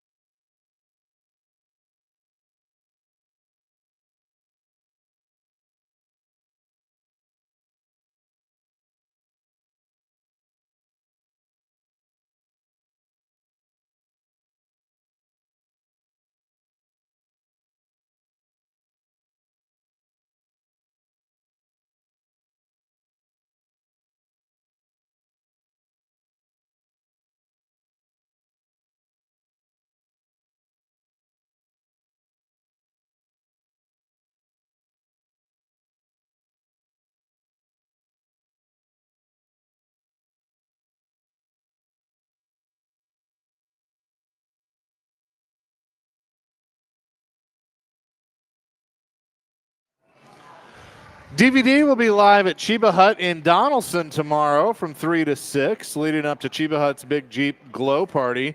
There will be live music, drink specials, and more. Check out theGameNashville.com/events to get more details. Chase and Big Joe are live here at the Omni Nashville Hotel, proud sponsor of this here program. At Bar Lines, got a nice crowd on hand enjoying some lunch. Hope y'all are enjoying your lunch as well. Appreciate Arcente Broom joining us on the program. I love Coach Broom. Such a good man. He's influenced so many kids in Metro throughout the years. Metro guy, Metro coach. So good luck to Antioch tomorrow night when they take on West Creek in that new field and everything. I love humble coaches too. He's a good dude, man. I mean, he's really a good dude at heart. So you love that. It's also a very it's kind of a boring weekend in college football. I hate to say that. Do you think they do marquee games? Do you think they do that because they know it's, even though it's a different day, people want to focus on the NFL? No, I don't think the day college football worries about the NFL, the day college football is done. I think you got your schedule, you play it, see what happens. It just, opening week was really good. Like Tennessee play, I think Vanderbilt, Virginia Tech is one of the top games. I think Ole Miss, Kentucky, too. Good. And anytime two SEC teams are playing each other, they're good. Tennessee takes on East Tennessee State. That should be no problem, which is good for Tennessee to Oklahoma, Michigan. That's the that'll be good game day. Yeah, we'll be there. So those, there's some good games, but last week we had a lot. Man, that was really good. Is there Wi-Fi on the plane? Or? There's not. Oh, okay. Well, we won't be watching games then on the way back. It's 8, 9 o'clock at night. So no. That's all good. Yeah. Oklahoma, Michigan. Obviously you want to see. I like Oklahoma takedown. Yeah. Iowa State's always interesting. Yep. Does that have a name? Somebody gave it a name. Yeah, I was reading yesterday. I can't remember what it was. And I don't remember. But it's so funny because you think they would be in the same conference, and yet they are never in the same conference. The Hawkeyes and the Cyclones. The Cy-Hawk rivalry game. That doesn't. That's according to AI. Yeah, that isn't. That's fine, McCall, though. It just doesn't resonate. One of those that you would remember to go that way. Like LSU. Farmageddon is such a that's a great name. That is. LSU's playing Louisiana Tech. I'm interested to see Bama, how they come against Louisiana Monroe. Does DeBoer try to drop 75 on them so they can say, all right, we got 75. Who knows? So there's a lot of games that pique your interest. Austin Peay taking on Georgia. Yeah. I'm interested in that game. So yesterday they did silly underdog picks on DVD, and Chris Sanders, they were wrapping up practice, so he's late to call in. I was fully prepared to call in, and I was going to pick Louisiana Monroe as his pick. Oh. Which he either would have loved me or hated me. But if that happens, it's not going to. But if it does, so you take the spread. If you win that, you get those points. Yeah. Is that what it is? Okay. Yeah. Never been asked to play, so I don't know. So yeah, that would have been, what's the spread? 27, you said? That's a just a moment. It is 36.5. 36.5. Yep. Who did Chris Sanders take? I forgot who he took. Taken? Forgot who he took. Somebody took Mississippi State. I believe that was Adam. Adam? Do you know who Chris took? I do not. Okay. Arizona State? Yeah, you know what? I hope Mississippi State wins to show those Arizona State boys to stay away. David James was telling me Chris Sanders took Stanford. They're terrible. Who are they playing? That's an awful football team. But Chris Sanders won it all last year, so you never know. Yep.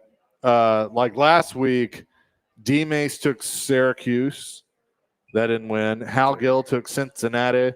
Adam Vengen took UCLA. Chris Sanders took Texas. And the people's pick was Baylor.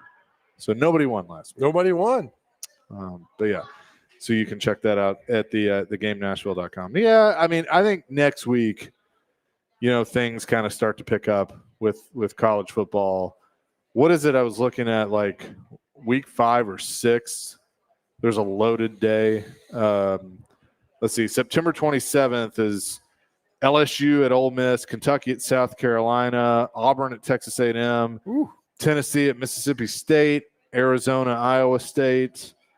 Is that Alabama, Georgia? Notre Dame. Yeah, Alabama, Georgia is that night. Oregon, Penn State. That's a heck of a game. Notre Dame and Arkansas. No, that's right. They got to go to Arkansas. That's right. Yeah. Next week, Tennessee, Georgia. Right. Next week Next week is Tennessee, Georgia. The checkerboard game. Vandy, South Carolina. Arkansas, Ole Miss. Clemson, Georgia Tech. That's an interesting game. I like Georgia Tech. Oh, their helmets are so cool. Wisconsin goes to Alabama. Oh. Maybe the Blue Raiders can give them a little beat down, hopefully, and then Wisconsin goes in there. And Georgia, Tennessee, South Florida, Miami, Ohio, Florida goes to LSU. For LSU. So South Florida Texas has A&M goes to Notre Dame. That's an interesting one. Notre Dame Playing these SEC dropping schools. down. Yeah, I mean, Notre Dame went to A&M last year and beat them down at Kyle Field. So I get there's not every weekend's going to be 5-star games across the board. I understand that, but there's still a nice. I'm really interested in the Vanderbilt Virginia Tech game. Really interested to see Vanderbilt on the road against a team that's mad. They got beat. That's not really that bad of a football team. And what can Pavia do? I'd love to see Vanderbilt roll in South Carolina at 2-0. That's going to be a heck of a game. Yeah, I would love that too. 615-737-1025. So that is and the week 1 NFL schedule, I think, is good. We've made it. We have made it through baseball season, and I love baseball. And it's finally time for football.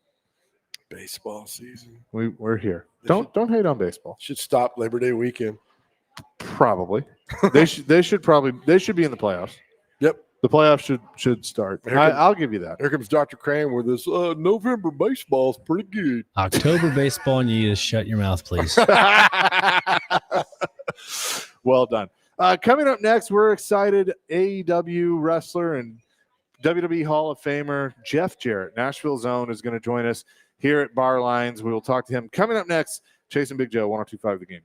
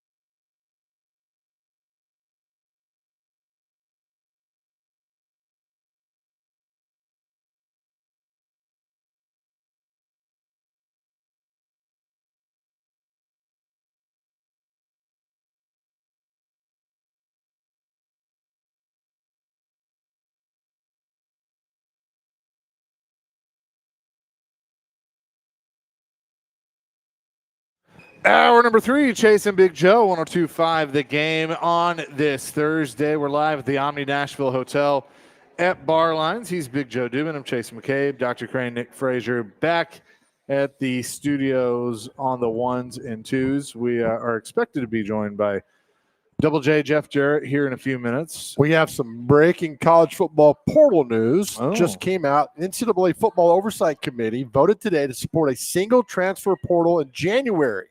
Sources tell Yahoo Sports, ushering in a significant change. The administrative committee will still need to formally adopt the change later. The 10-day window is expected to open January the 2nd. Now, wasn't that opening December and people were going crazy and leaving here and there? And I think they want to do it after the bowl games. I like that. So I like it. And does that encourage guys to play in their bowl game? I hope so. Yeah. I hope it does to get them to do that. And then the next one is I think they want to have it before spring ball because they're having it after spring ball. And then we've talked to coaches like, hey, we had whole spring ball developing a quarterback, and then he left. So then our spring practice is all nil. And I think, Derek Mason, we talked about this back in the spring. Like, I think they get rid of spring practice and have mini camps in June. They're already on campus, June, July, and then camp starts full 1st of August. That way you've got the portal, you got the guys in, they're showing up together. You're not showing up day one of camp. So I expect a lot of changes to go on with this because how it is right now, it's not good and it benefits nobody. I agree. No, I mean, I definitely think they're going to make some of those changes because it just again, you're going to have the wild, wild west because that's just what they have allowed to happen. Right. But I think if you can add a little bit of control to it, then like this, I think that'll be better for everybody. Well, if we're going to have all these bowl games with these sponsors and, like the Music City Bowl, which is a great event, then to me, the best players should play in them, whether they want to or not. 100% agree. And, like the quarterback the other day that I forget where he ended up, but he'd been like at 5 different schools. Somebody was like, that should be outlawed. You just can't do that. Look, you can have 5 jobs in a year if you wanted to. If a guy wants to transfer, let him transfer. It's on him. He makes it or not.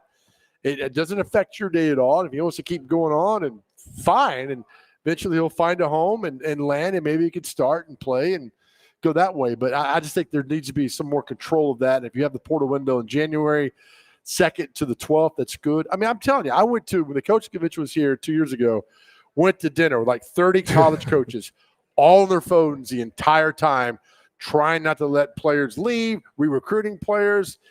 And I said, is this? They're like, yeah, this is 24/7, 365. I'm like, that I would not want to be a coach because of that. Does it ever go to, like I was always of the belief that you should get one free and clear. If you sign with a school, when you're 17, 18 years old and the coach changes or it's not what you thought it would be or whatever, you can have one. You don't have to sit out. You transfer. But then if you do it again, then you should have to. Well, because the argument's always been coaches can do it. Why can't we? Right. And it's never going to go back to that. Like it's going to always be you can leave whenever you want. Sure. Yeah. Remember Derek Dooley? Text line, correct me if I'm wrong on this. He had the 500-mile radius rule that he wouldn't let you transfer a school within, you couldn't do the SEC or a school within 500 miles of Knoxville.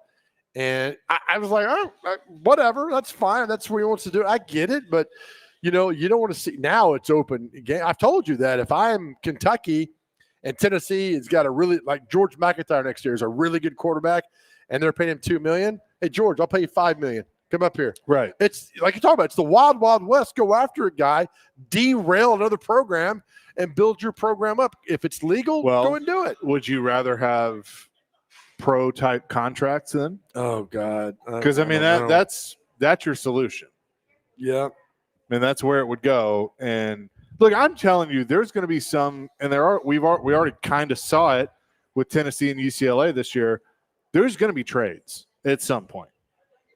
God almighty. There's going to be some sort of type like, hey, you go to a kid like, hey, how about we send you to, UCLA or something like that. Like there's going to be, I know, but I never thought any of the stuff that's happening now would happen, and it has. So Right.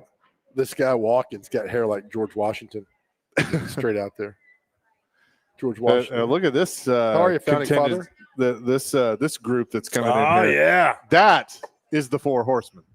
It is. I tell you what we will do, Dr. Crane. Let's go ahead and step away a little early. We'll get Jeff Jarrett situated and have him on coming up next. We're live at Bar Lines at the Omni Nashville Hotel. 102.5 The Game.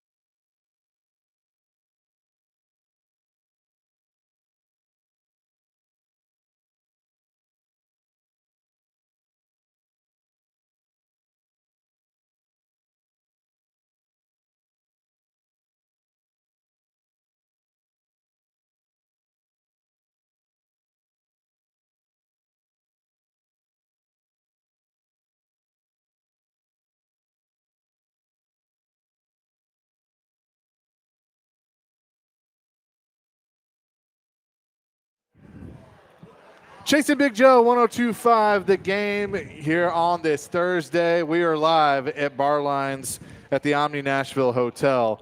And coming your way to the Pinnacle on November 26th will be AEW Dynamite.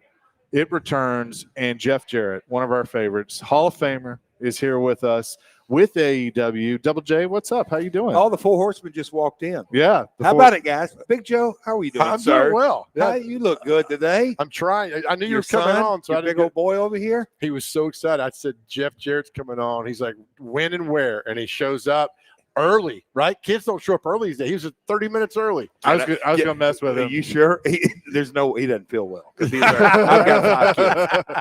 I was going to mess with him that he's such a mark wearing the AEW shirt. But no, I love it. I love it. He's So, supporting. yeah. Thanks for having me on, guys. Yeah. Yeah, Pinnacle.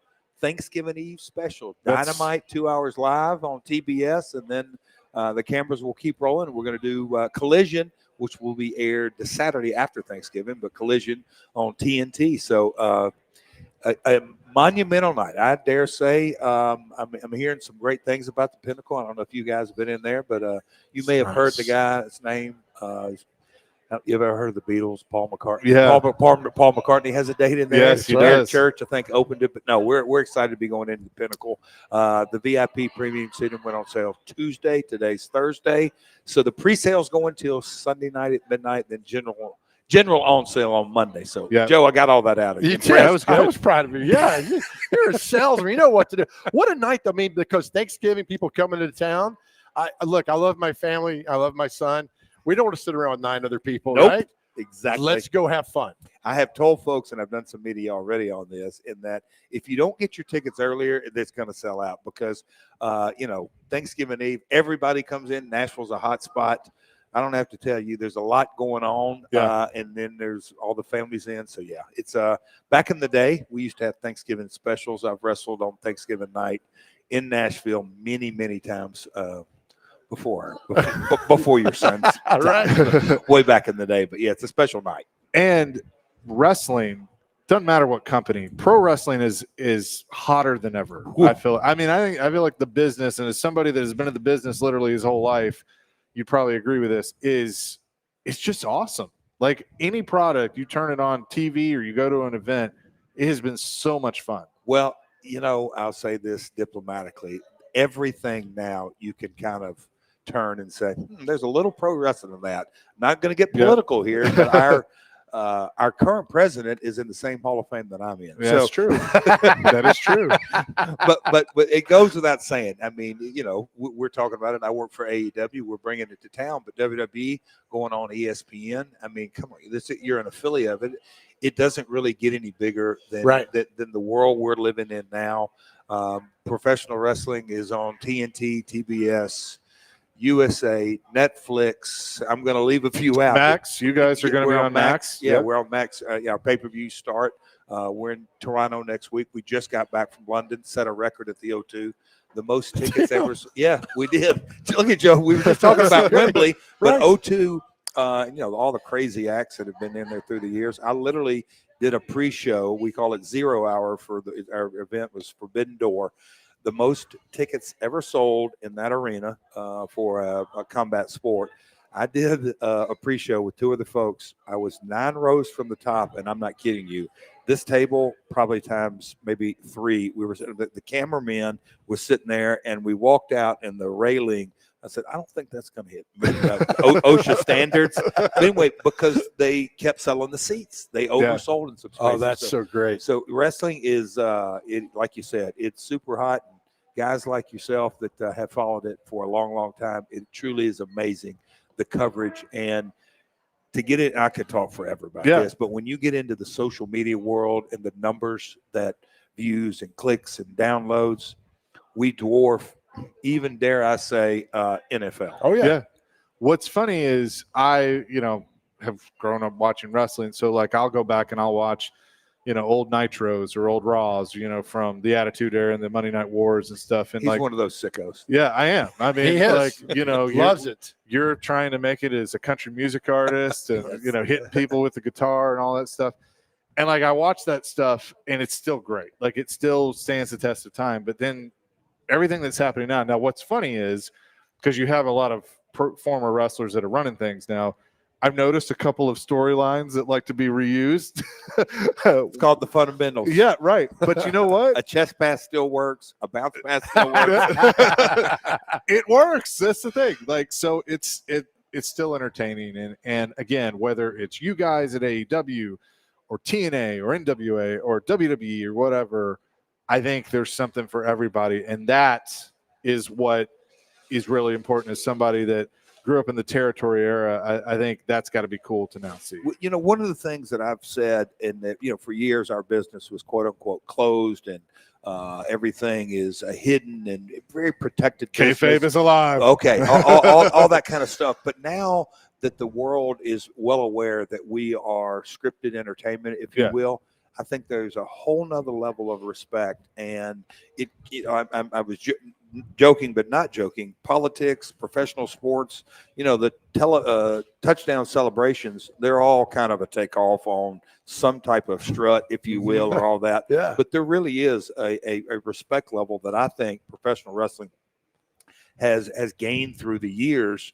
And you look at, Mike Tyson in the 90s stepped into our world, but now it's a who's who, Shaq, and I could go on and on with the celebrities, but wrestling is really, really no longer trying to get into pop culture. We are pop culture. And for, like you said, my grandmother, about 4 blocks from here, Joe, started into the business in 1946 selling wrestling tickets. So almost 80 years ago, that's how she got into the business. So she and my father, and today's actually my father's birthday, they both be smiling ear to ear to know how the business just continues to grow. Oh, I'm sure. For example, my son, he could probably name 3 or 4 NFL players. He can name about 75 wrestlers. And it's not just him. I'm telling you, Jeff, it's not just him. It's all these young kids that they love you guys and what goes on. And it's I know it's been that way. It's even more so now because you guys become so popular. And the social media component and Lord, I've been in capital raise, investor meetings, marketing meetings. You all, like, hey, Jeff, when somebody doesn't really understand what it's about, I kind of drill it down into, hey, we're part entertainment, we're part sport. Well, what do you mean that you're, get into it? Well, we don't have seasons. I think that's a monumental thing. Right. Football is obviously, it's a long season now, and then NFL's done a great job of making it 12 months out of the year. But, we're not seasonal. We're 52 weeks a year.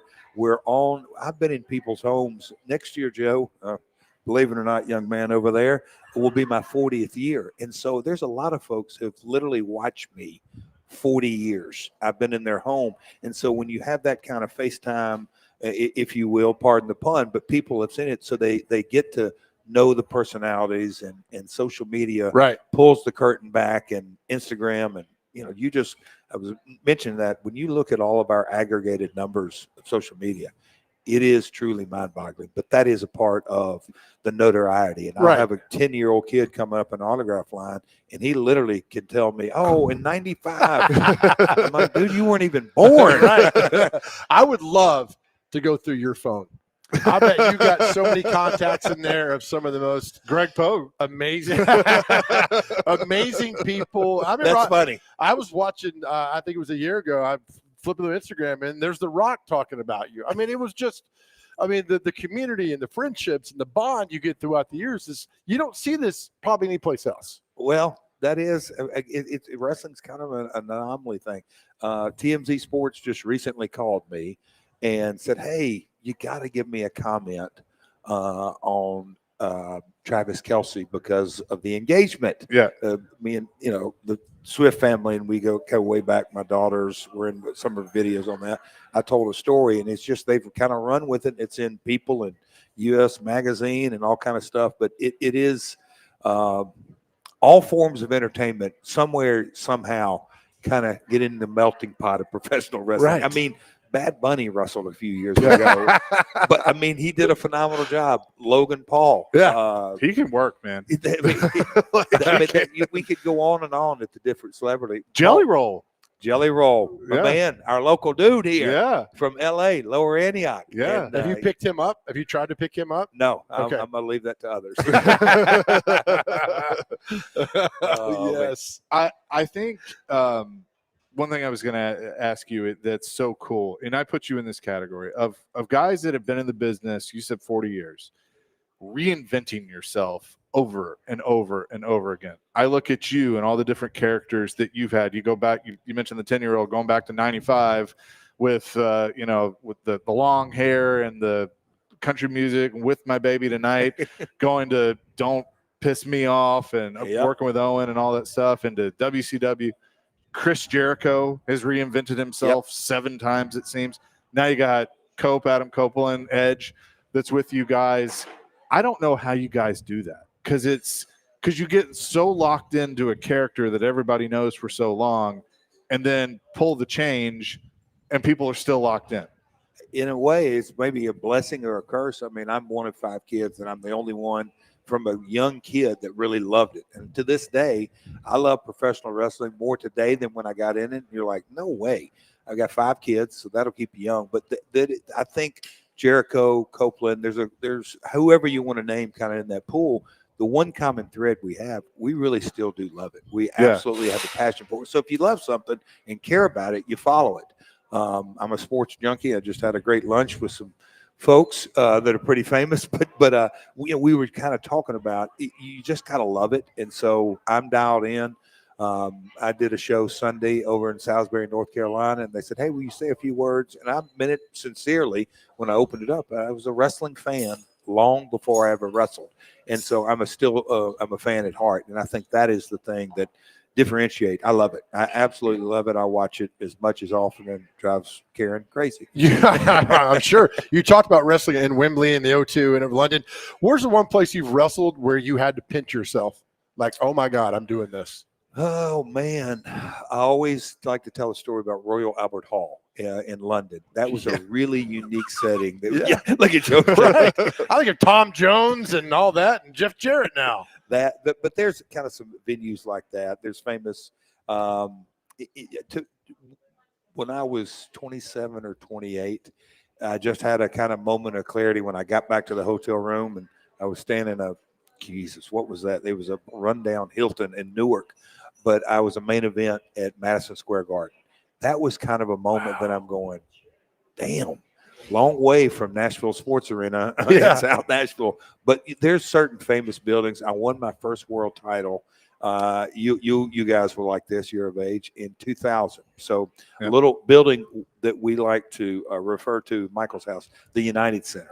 There was some times that whether there's a car service or a rental car and you pull in the back of the United Center. Yeah. I'm a basketball junkie. And to think, hey, Pippen and Rodman and Jordan and Phil Jackson and all these guys. And when I see some of those backstage when, they won the championships at the United Center, and you see kind of those kind of B-roll and on what was that documentary that we saw during COVID of Jordan? For The Last Dance? The Last Dance. Some of those clips on there, like, I've dressed exactly right there. So you talk about the pinch moments. Yeah. So United Center, MSG, there's a couple of venues around the world that are, to me, still very, very special. Yeah, I caught a game last year in Memphis, and they're remodeling the Liberty Bowl, and they took section down. You can see the Mid-South Coliseum. And I sit in Che, I was like, oh my God, this is the best. I don't know the only reason I know the Mid-South Coliseum is because of guys like you and Lawler and those guys. And I was so excited to see that Coliseum. And like with people, obviously I'm not the youngest in the dressing room anymore, Right. but guys will ask me on the road, hey, Mid-South Coliseum, tell me about it. I said, the Lawler matches and all that kind of stuff. But the cool thing is that building, Elvis snuck in the back door to watch wrestling in that building, and I can take you to those kind of deals that Cool. A lot of history in that building. That's good. What going back to the first time you won the world title? It was big gold belt. Big gold. And I have one replica championship belt, and it's that one. Oh, because that was always the one. That's Ric Flair's, like that, all those things. So when you held that for the first time as the champion, what was that like? It goes without saying, and kids are different today. I'll just say this, but in my generation, and I think still to this day, anybody who actually says, I want to wrestle, I think in the very core is you want to be world champion one day. I think when you enter into the business, and then you may have your expectations tempered, but on some level, it's either world or tag champ. But I wanted to be world champ. I grew up, and my champion obviously was Jerry Lawler, but on the big world stage, it was a Flair, a Harley Race, those guys that I just, emulated or thought in my mind, man, if I could. And when I won it, it goes without saying, yes, my mind went right through it that, man, I'm world champ. So, yeah, it is kind of a surreal moment. It's a business. Thank God my grandmother, most importantly, my dad would really drill into me, son, this is a business first and foremost, but there still are those, kind of milestone moments where you really enjoy some personal satisfaction because it ain't easy. And I'm not, I don't want to tell you guys, I'm not 6'4" and Adonis and all that kind of stuff. But I pride myself on, I learned my trade at an early age and really worked hard at it. Who'd you beat for that? I forget. DDP. That's okay. DDP. Will you explain for those who don't know what your grandmother did and how vital she was to the world of wrestling? Oh man, I love to tell the story because it is surreal to really think in 1946 she was a single mom. My grandfather went to war. He came home, but he didn't actually come to the house. Right, I get it. So she stayed a single mom. And had 2 kids, and she needed a second job. And right over on 4th Avenue, she went into a shoe store, and there was 2 signs outside, and it said for sale and wrestling tickets. Help wanted and wrestling tickets for sale. And she went into the owner, "Can I help you?" And she said, "Yeah, I saw your sign." He said, "Which one?" She said, "Both." So she started selling wrestling tickets in 46, but worked her way up to what we would call a CFO. And so Ghoulish Welch Wrestling in Nashville, she ran the back office. And then my dad was a middle school and then high school and hanging around. And he started promoting shows, which then obviously segued into him wrestling and promoter. But she literally changed the trajectory of her entire family and got us into the wrestling business. And that's great. I'm still doing it today. Good. AEW Dynamite and Collision coming to the Pinnacle here in Nashville Wednesday, November 26th. The pre-sale is going on right now. AEW Tix, TIX, AEWTix.com pre-sale right now. And the general public will go on sale Monday. So it's going to be cool. Can you stick around for another segment? I'd love to. All right, we got to talk more Right wrestling on. with Jeff Jarrett. Double J joins us here on the show. We'll have more from the Omni coming up next. 102.5 The Game.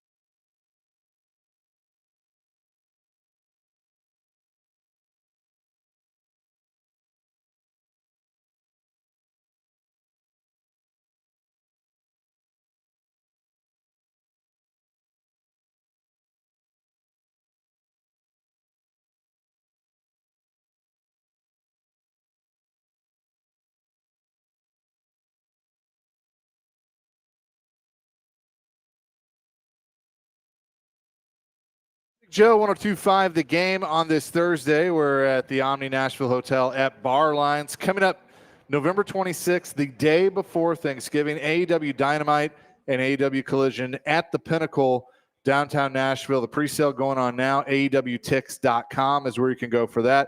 And then general public goes on sale Monday. Jeff Jarrett is with us. I do have to ask you, Hulk Hogan passing away unexpectedly. I mean, he was obviously the icon, everything that you say about him in professional wrestling.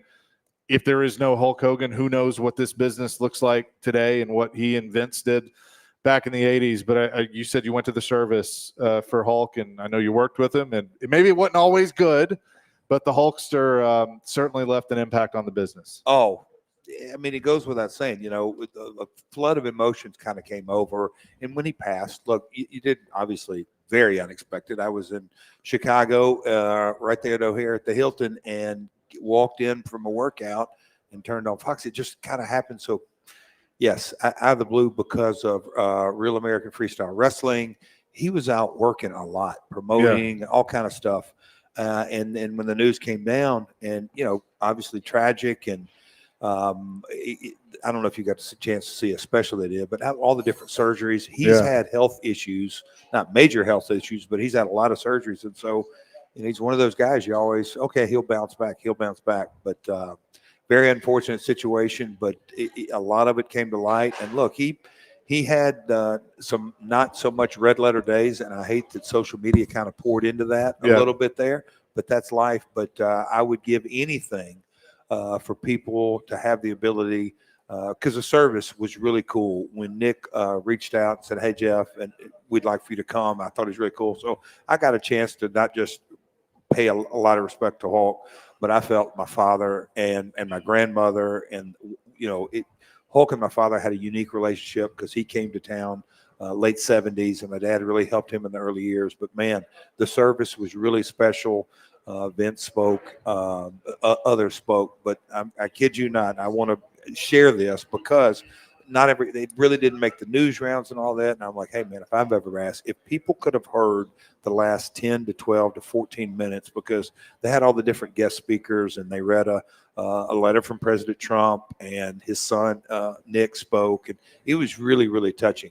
But when his pastor got up and gave, I call it a message part, and then almost kind of part of a Hulk's testimony. Because they lowered the lights and put a light where he sat, and in church, even as his church, and like he missed one Sunday the last year of his life, but he'd gone there 2 years, and he just kind of talked about who Terry was, and knew he was a flawed human being. But man, it was a really cool testimony. And that pastor, he's not in the business, and he's not going up there, and I hate to say it, but promos or this or that and all this, but he really spoke from the heart. And I wish the world could hear that, because everybody has different relationships at different times. And I've said this, Hulk doesn't have a peer as far as handling your own business, your own brand. I mean, he exploded in the 80s, and he really drove the ship in so many different ways. Movies,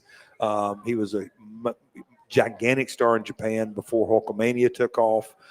He had really paved his way, but he also paved his dues. And then Hulkamania ran, and then the NWO era, and then the resurgence. I mean, just on and on and on. And then he just branded himself and all kind of stuff. So super successful businessman. But his personal side, was very, very unique. And look, he would admit, the reality show, he like all of us, he really faced some real tough times in his life. But at the end of his life, he really, I believe, had his priorities straight, gave himself to the Lord, and really woke up every day figuring out how he could serve him best. What I thought was really telling is, and you just mentioned, whether it's the career or the personal life, there were people in the business that may not have liked him or had some sort of beef or whatever, but everybody showed that respect and realized how important he was to what WWE, AEW, WCW, any league, any business is now. It doesn't happen. And, Vince gets some of that too, obviously. Your dad gets a lot of that too. I mean, there are others, but I thought that was really cool that anybody that may have had, any animosity with him at some point in time was like, hey, I respect the hell out of him for what he's done for the business. He paved a lot of roads. It goes without saying, you could, And I do agree there. It's a 1-2 punch. Without Hulk, there's no Vince, and without Vince, there's no Hulk. Yep. In essence, and neither one of them would probably like me saying that. Right. But they hold on, brother. That's right. They were an incredible combination, and just how they work together, and what they just kick doors down in so many ways. And if you look at today's world of professional wrestling, I just don't think it really happens. Everybody has a time and place, but man, oh man, what a successful run he had. And when you look at the box office, and I've said this, Taker had a long run, Cena had a long run, but as far as selling hard tickets or pay-per-view buys, there's nobody in his stratosphere. Oh, man. He's just right up there. Jeff Jarrett's with us. When you go to something like that, do you think about your legacy, your mortality? I mean, I think I do. When I go to a funeral, I do that. I would only imagine in that setting with your peers, does that cross your mind? I don't know that, you're going to get me morbid here because I don't like to think about that. None of us like to think about passing away. You know what I'm saying? Yeah. But it'll be 8 years in October since I've had a drink of alcohol. When I hit, as they say, when I hit rock bottom, I figured out that rock was God, and what a wake up call. And since that time, I really look at my life completely through a different lens. Good. And try to figure out, you know what? It ain't about Jeff. It's how can I serve him best and serve others and do all that. So if my legacy is anything, I truly, we've talked about it, but for me to be in decent shape going into my 40th year, I don't take that at heart. I'm very grateful for that. And so I try to pass that along to any kid, or I call them kids, anybody who wants to get in the industry that I've given my heart and soul to, is that, hey man, I try to give you all the advice I will give you. I don't like to pour it on somebody, but if they're going to ask, and man, that's what I want my legacy, is that he gave back to the business. Because when I look at my grandmother and really thought about, when you hear the cool stories, and I can't tell you how many times that I've heard through the years, hey, your grandmother started a savings account for this wrestler, and this wrestler saved money and taught her this, and they bought a farm, and on that farm we built a house, and then a kid built a house, like affecting generations. And I know I've had the same things. My dad my dad had an eye for talent. He knew how to develop talent, and it changed lives in a lot of ways, and a lot of all that. So if I can be a tenth of successful, is how they really affected people's lives in a real positive way. Good. That's where my mind's at. Good. Who have you enjoyed? AW has a lot of young talent, up and comers, guys that have now been established, MJF, what have you. Who have you enjoyed working with through this run? I mean, there's one that just jumps off the page. Last year, and you probably halfway know the story, but me and Owen were partners. He tragically passed away in '99. His widow stayed away from wrestling, but Tony Khan and AEW reached out, and they have the Owen tournament. Which is kind of, it's like storybook right to me. So, the Owen Invitational, my former partner, they invited me. I got to be in the tournament. They sat me down, and I kind of told what it meant to me. And then Adam Hangman Page, our current champion, had been off for a while. He came back as a wild card. So I got to wrestle Hangman Page in the opening round. And that was the first time I locked up with him. And I can tell you this, I get literally goosebumps. I just know when I've done it long enough. I know when I have chemistry with somebody on a scale of 1 to 10, at a 10 or a 5 or a 2 or whatever it may be. And then sometimes you have to develop and work on a word. I had an instant chemistry with them. And we had a series of matches. We had in Arthur Ashe up in New York City. We had a strap match and all that. So that guy has all the tools. His head is in the right place. That goes so far. He's really dialed in. So he's, I'm not saying that just because he's the current champion.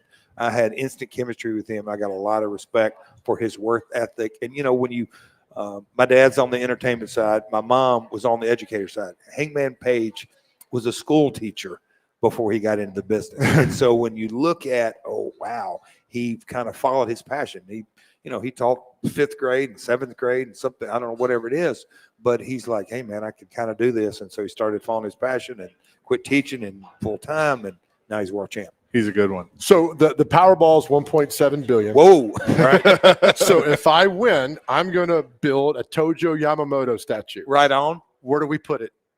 Oh goodness. Middle of pedestrian bridge. I'd put it in middle of Broadway. Where was didn't he wrestle at the Hippodrome? Oh yeah. Where was the Hippodrome? It's down on west. It's where the Hippodrome. Oh, it's up in that area, Yeah. right? Okay. Yeah, they've knocked it all down now, but it's by the interstate. Yeah. So the Tojo statue goes where? You know what? That is a great question, but I just think a little culture in Nashville. You're going to crack up at this, and I don't know the name of it, but where we play soccer over on the sports arena, Yeah. the sports, where the sports Geodis arena, Park. Yeah. Geodis Park. Yep. Maybe there's an entrance way we put Tojo because his head's like a soccer ball, Right. and you can. I love it. Why not? Right. And that's where the sports arena was. That's So, what I mean, I'm dying yeah. it into the sports Yeah. arena. Yeah, I got photos when they demo it. I had people out there send me photos when they demo it. But I think a statue of Tojo right there at the park. Hell yeah. Right. I will tell you the best wrestling match that I have ever seen, like live and in person. Oh boy. You gave me tickets to, so thank you. NWA 70, Cody and Nick Aldis Right on. tore the house down. Yep. And they came out in the audience. Where and was that at Bridgestone? It was at the sports arena. It was the last big show there. Yeah, Right? I think so. Yeah, You were there. Flair was on it. They called me to promote it. That's Yeah. behind the scenes. But anyway, that's just one of those things. Like, man, in sobriety, like you talk about a pinch moment, but all of a sudden, All In, the precursor to AEW and all that, so they get to have the rematch. And Billy Corgan owned the brand, and he said, "Hey, man, what would you think about if you promoted NWA 70 in Nashville?" I said, "At the sports arena." He said, "Well, that's kind of what I said. Do it." So I was quote unquote the last promoter of the last big show in there. So yeah, it was a hell of a match. It was Good callback there. It was an awesome event too. AEW coming to the Pinnacle again November 26th with AEW Dynamite and Collision. Tickets on sale to the general public on Monday, but go to AEWTix.com right now. Now, do you need a code? Nope. Just go. You'll see AEWTix.com. Go. They're not going to be around for long. Pinnacle is a intimate setting, as they say. Acoustics are great, but no, all kidding aside, you better get them now. I want to end with this because it's on, you guys are on TBS and TNT. You spent a lot of time on both of those networks back in the day. Yes, I have. With WCW. And, I know there's been documentaries made about, there were people in the network that didn't like wrestling, all that stuff. You guys have flourished on TBS and TNT. And to me, as an old school wrestling guy, wrestling belongs on the Turner Network. Yep. So I know that's got to be special to kind of go full circle for you. I'm going to do a podcast. I'll get the cheap plug. Yeah, in. throw it New you episode, and Conrad. The new episode drops every Tuesday. But, Tony Schiavone is a part of our podcast network, What Happened When. But for Tony to be calling wrestling, he literally started April 6th. I started April 6th of 1986. He started April 6th of 1985. So for him to be calling professional wrestling on TBS 40 years after he originally called it, it is just a staple, and it's a lot of good vibes in so many ways. So we love the network. They love us. Great partnership. So I appreciate you throwing that out there. Well, the first time I turned it on and heard Tony Schiavone and Jim Ross, I was like, I'm here. That's awesome. Jeff, thanks so much for doing this. Thank you, guys. It's good to catch up with you. Yeah, we will do it again soon. Again, November 26th at the Pinnacle, AEW Dynamite and Collision. Get your tickets, AEWTix.com. We will come back with celebrity birthdays. And what day is it? Live from the Omni here on 102.5 The Game.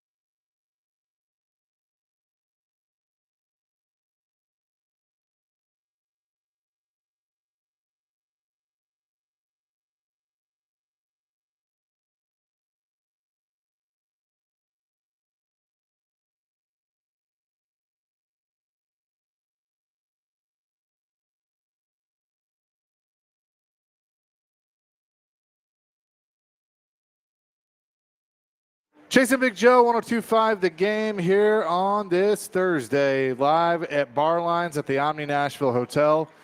Appreciate Jeff Jarrett for joining us. Oh, absolutely. The Four Horsemen, we'll just refer to him as that, hanging out. And so it has obviously been a lot of fun. Let's, without further ado, though, get to what day is it and celebrity birthdays. It's brought to you by Jarrett Companies, Inc., the backbone of Middle Tennessee's construction scene since 1997. JarrettCompaniesInc.com, above and beyond industry standards. All right, first on the list, we have Eat an Extra Dessert Day. So if you like any type of dessert, go eat it. National Leadership Day is today. I mean, hey, if you like eating pineapple pie or whatever you like to eat, I don't know. National Macadamia Nut Day is today. You could add that with your upside down pineapple cake if you'd like. National Newspaper. I can only eat that at West Haven. Oh, okay. That's fancy. National Newspaper Carrier Day is today. Nice. National Spice Blend Day. I don't know if there's a spicy cake out there. National Wildlife Day is today as well. So maybe there's an elephant or something that likes to eat a spicy, I don't know, Good peach Lord, cake. what? I'm just trying to think. Okay. Trying to combine all the days together into one. Like a chop suey almost. All right. I'm done. You guys go. That's it. What Good job. What was the spicy number again? National Spice Blend Day. There was 5 of them. There was scary. There was sporty. The only spicy I know is Charo. All right. Time for celebrity birthdays. Got to get these within 2. All right. We're ready to go. Our first birthday today is the great funny man, actor Damon Wayans. Ooh. How old is Damon Wayans today? 56. 58. 65. Jeez. Actor Wes Bentley. I think he might be in Yellowstone. I think. 47. 49. 47 exactly. Chase's favorite act, Beyonce. Beyonce's birthday? Yep. 44. 53.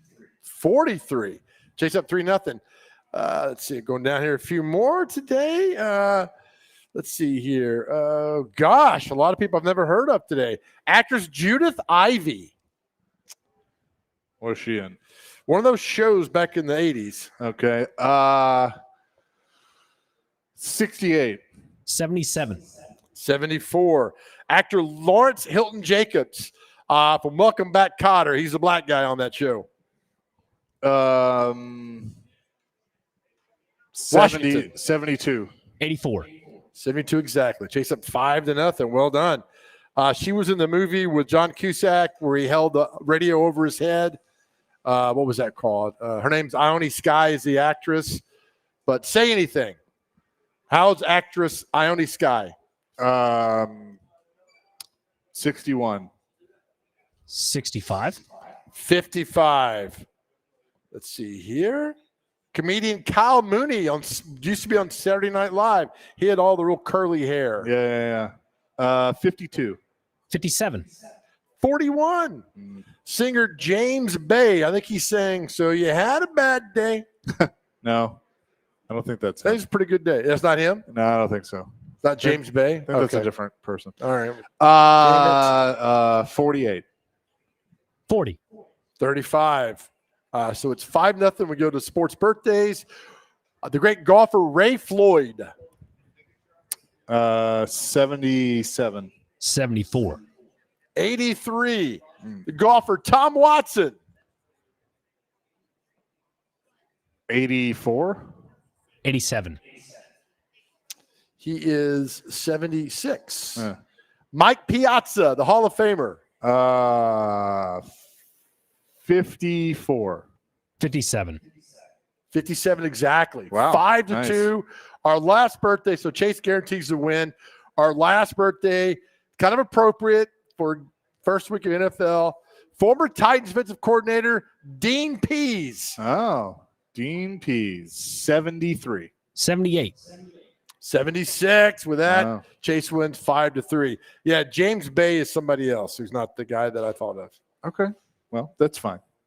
With that, let's get to the mashup for today.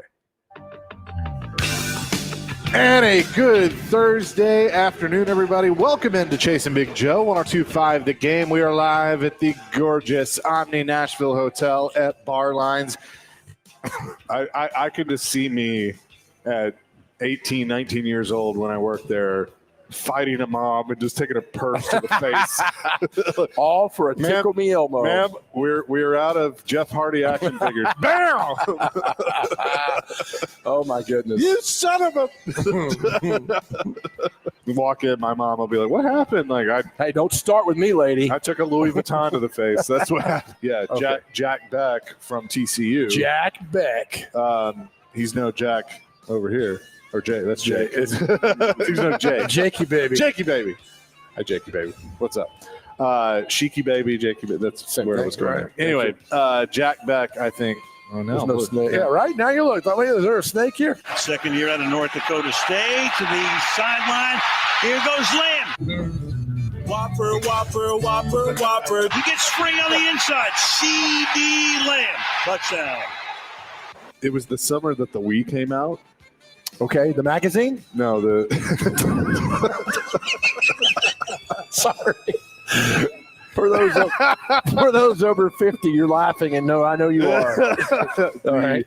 The Nintendo Wii. Oh, great job, Dr. Crane, for our mashup of the day, and that is going to do it for today. Or do us, either one. Whatever. Greg Pogue knows what a Wii magazine is. There's no doubt. He just looked.